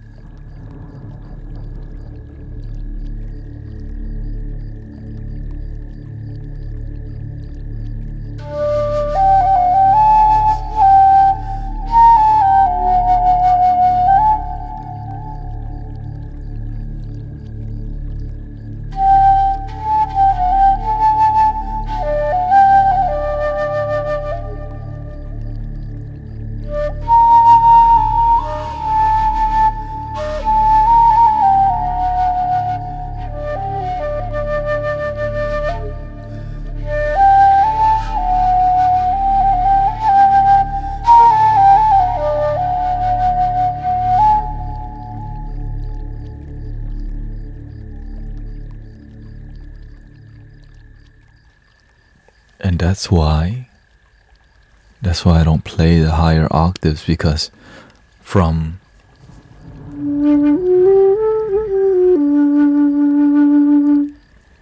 it's so loud but so beautiful. But I don't want your ears to suffer, and if I'm playing I have to lower the volume, raise the volume. I mess with the flow of me feeling settled and grounded. Thank you, Kay. I'm really struggling. Thank you for being here. Shout out to happiness and relaxation. And so I just stick to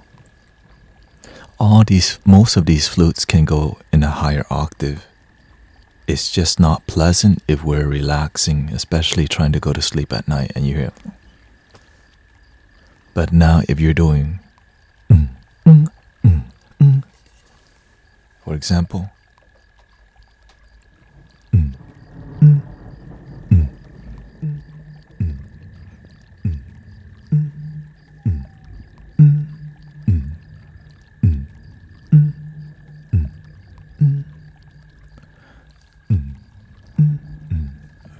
mess it up.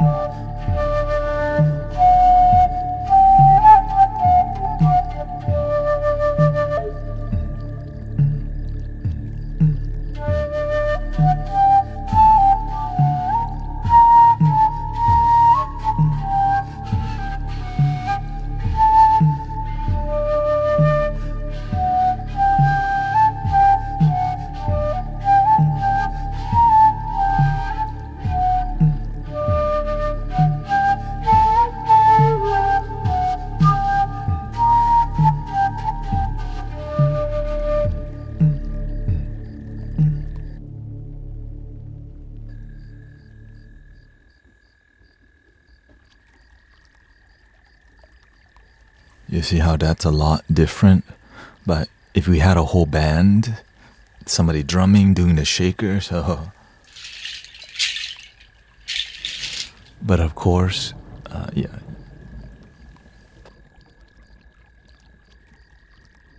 lots of effort. Happy day.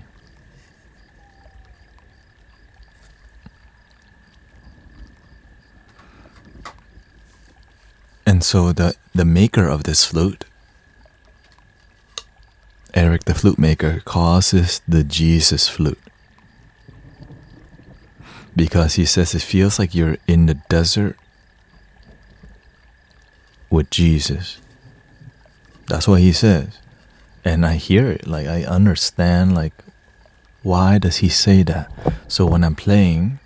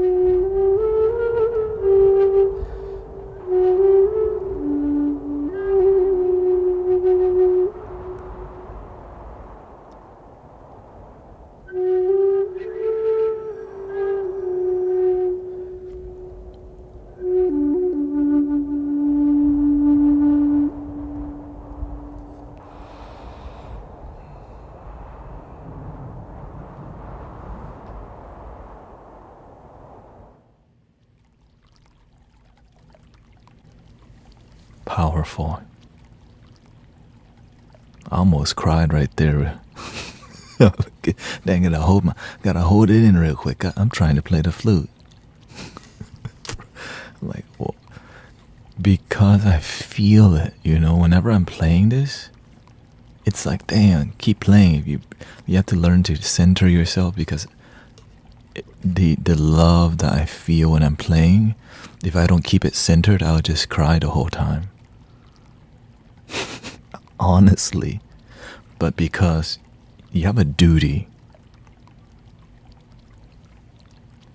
Because when this thing called love flows through you, it's trying to use you because you're a clear vessel. The moment you start to break away, then it disconnects. Right? So it's, that's my life. Like, every Monday, every Monday I've been trained to make red rice for the temple, which requires so much time, because red rice is really difficult to cook. So it's like a big methodical technique to make the rice silky, and it has the most nutrients, black rice and red rice. And I think about a month ago, I taste it, but I don't always taste it, because I already know I'm trying to make it healthy, not too sweet. Though I eventually taste it randomly, and I started like wow, like I felt the love in the thing that I made. Because when you cook for people, you cook from your heart, but when you taste it and you feel the love from your own cooking, it's like, and imagine that's what I do with my life, that you can do it too.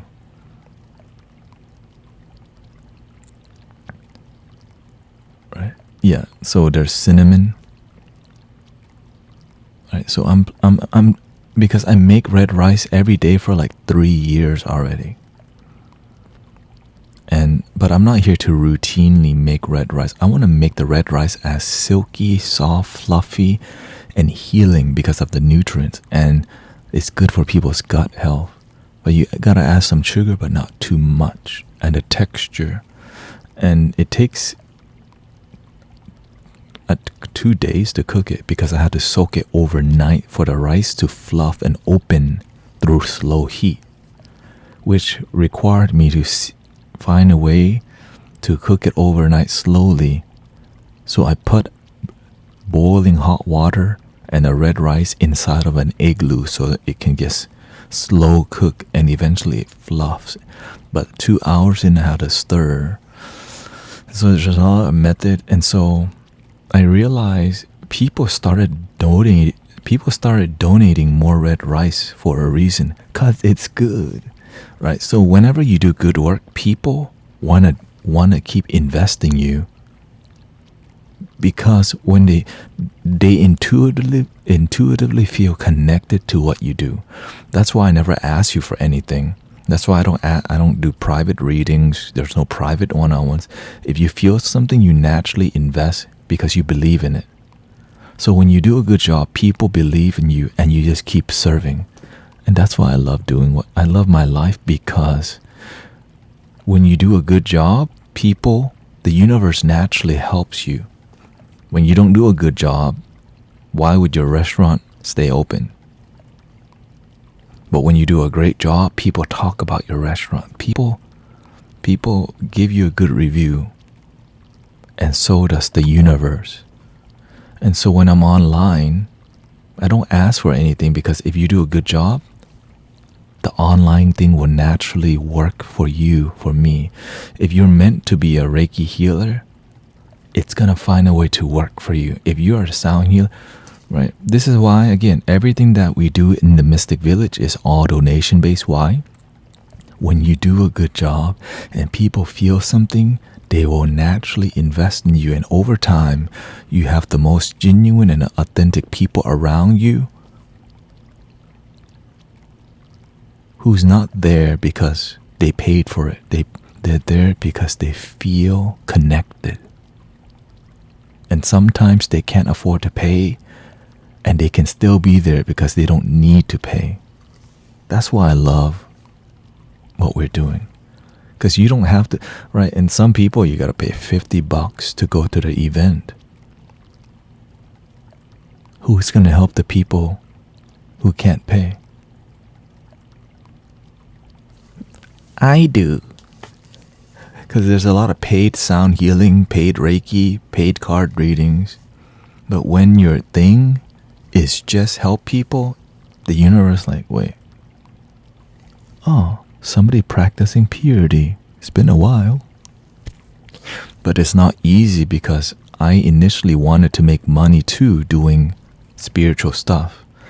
But my life led me to not doing that, because why? I follow my heart.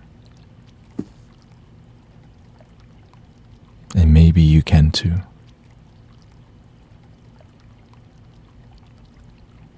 And that's why many people hang out in here, because why?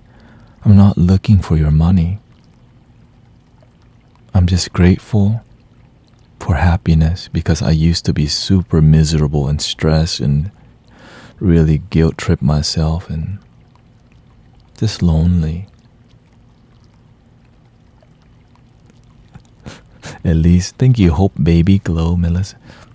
Melissa, I absolutely love spending a day with you all while I did my work. Thank you.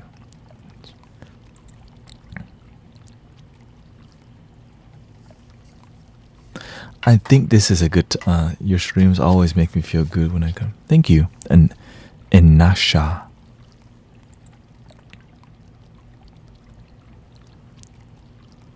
I'm happy that things are moving forward. It's growing, but I don't take it for granted because at any moment it can all disappear. But the one thing that we will always have is the love that's within. Like, I'm prepared. Like, if TikTok gets banned, I'm not gonna stop doing my work. I'm still gonna help people. This is why I help people online. I help people in a temple. I help people in a church. It's about helping people, right? If one door closes, another one opens.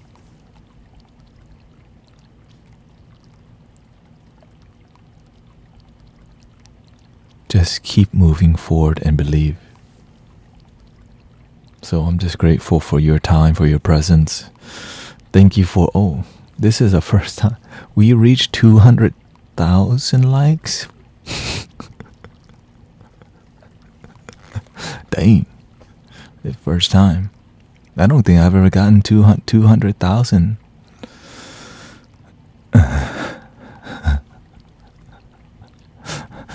I get. Oh, okay. It says 0.2. Thank you. Again, I'm just grateful, and who knows, in the future, I may be on more. It's just right. Again, I am here because I tried to do Amazon deliveries, and we had really bad weather, and then I've been on here for 5.5 hours, and it's been a great time. Of course, what I'm doing matches the nighttime energy, because why? Daytime, people are not trying to relax. The stream is very peaceful and relaxing, and that's why at nighttime, people are like, I guess I'll fall asleep here. Actually, let me check in with my wife, because today's our anniversary, but we're celebrating tomorrow. Let me see, because we're gonna have dinner. We're gonna eat together and watch some Netflix, because tomorrow we're doing bigger things. So give me a second.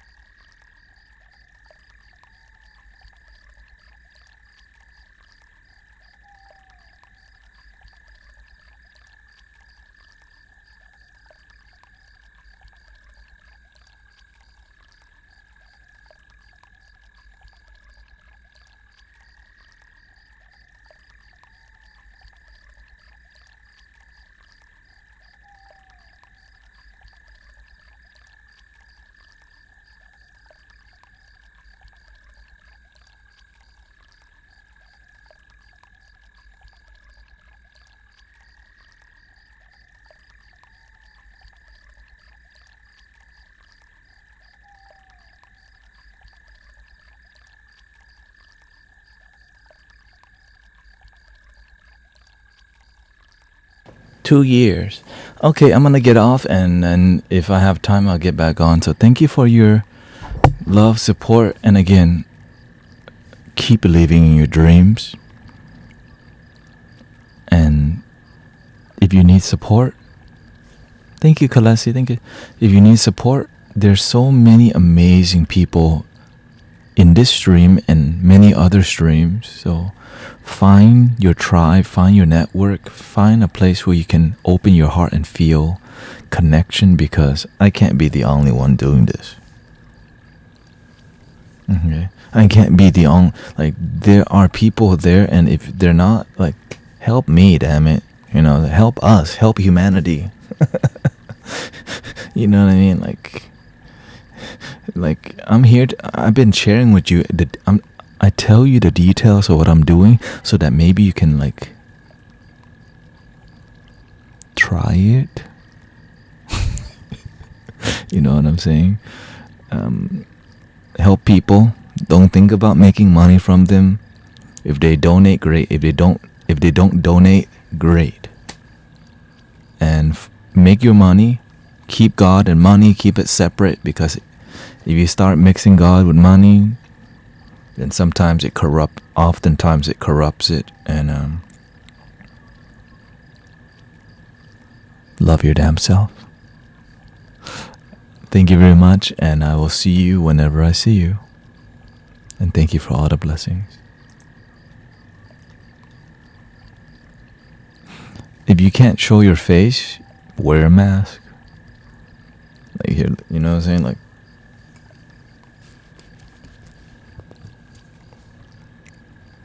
we're in. See you later. Hasta la vista, baby.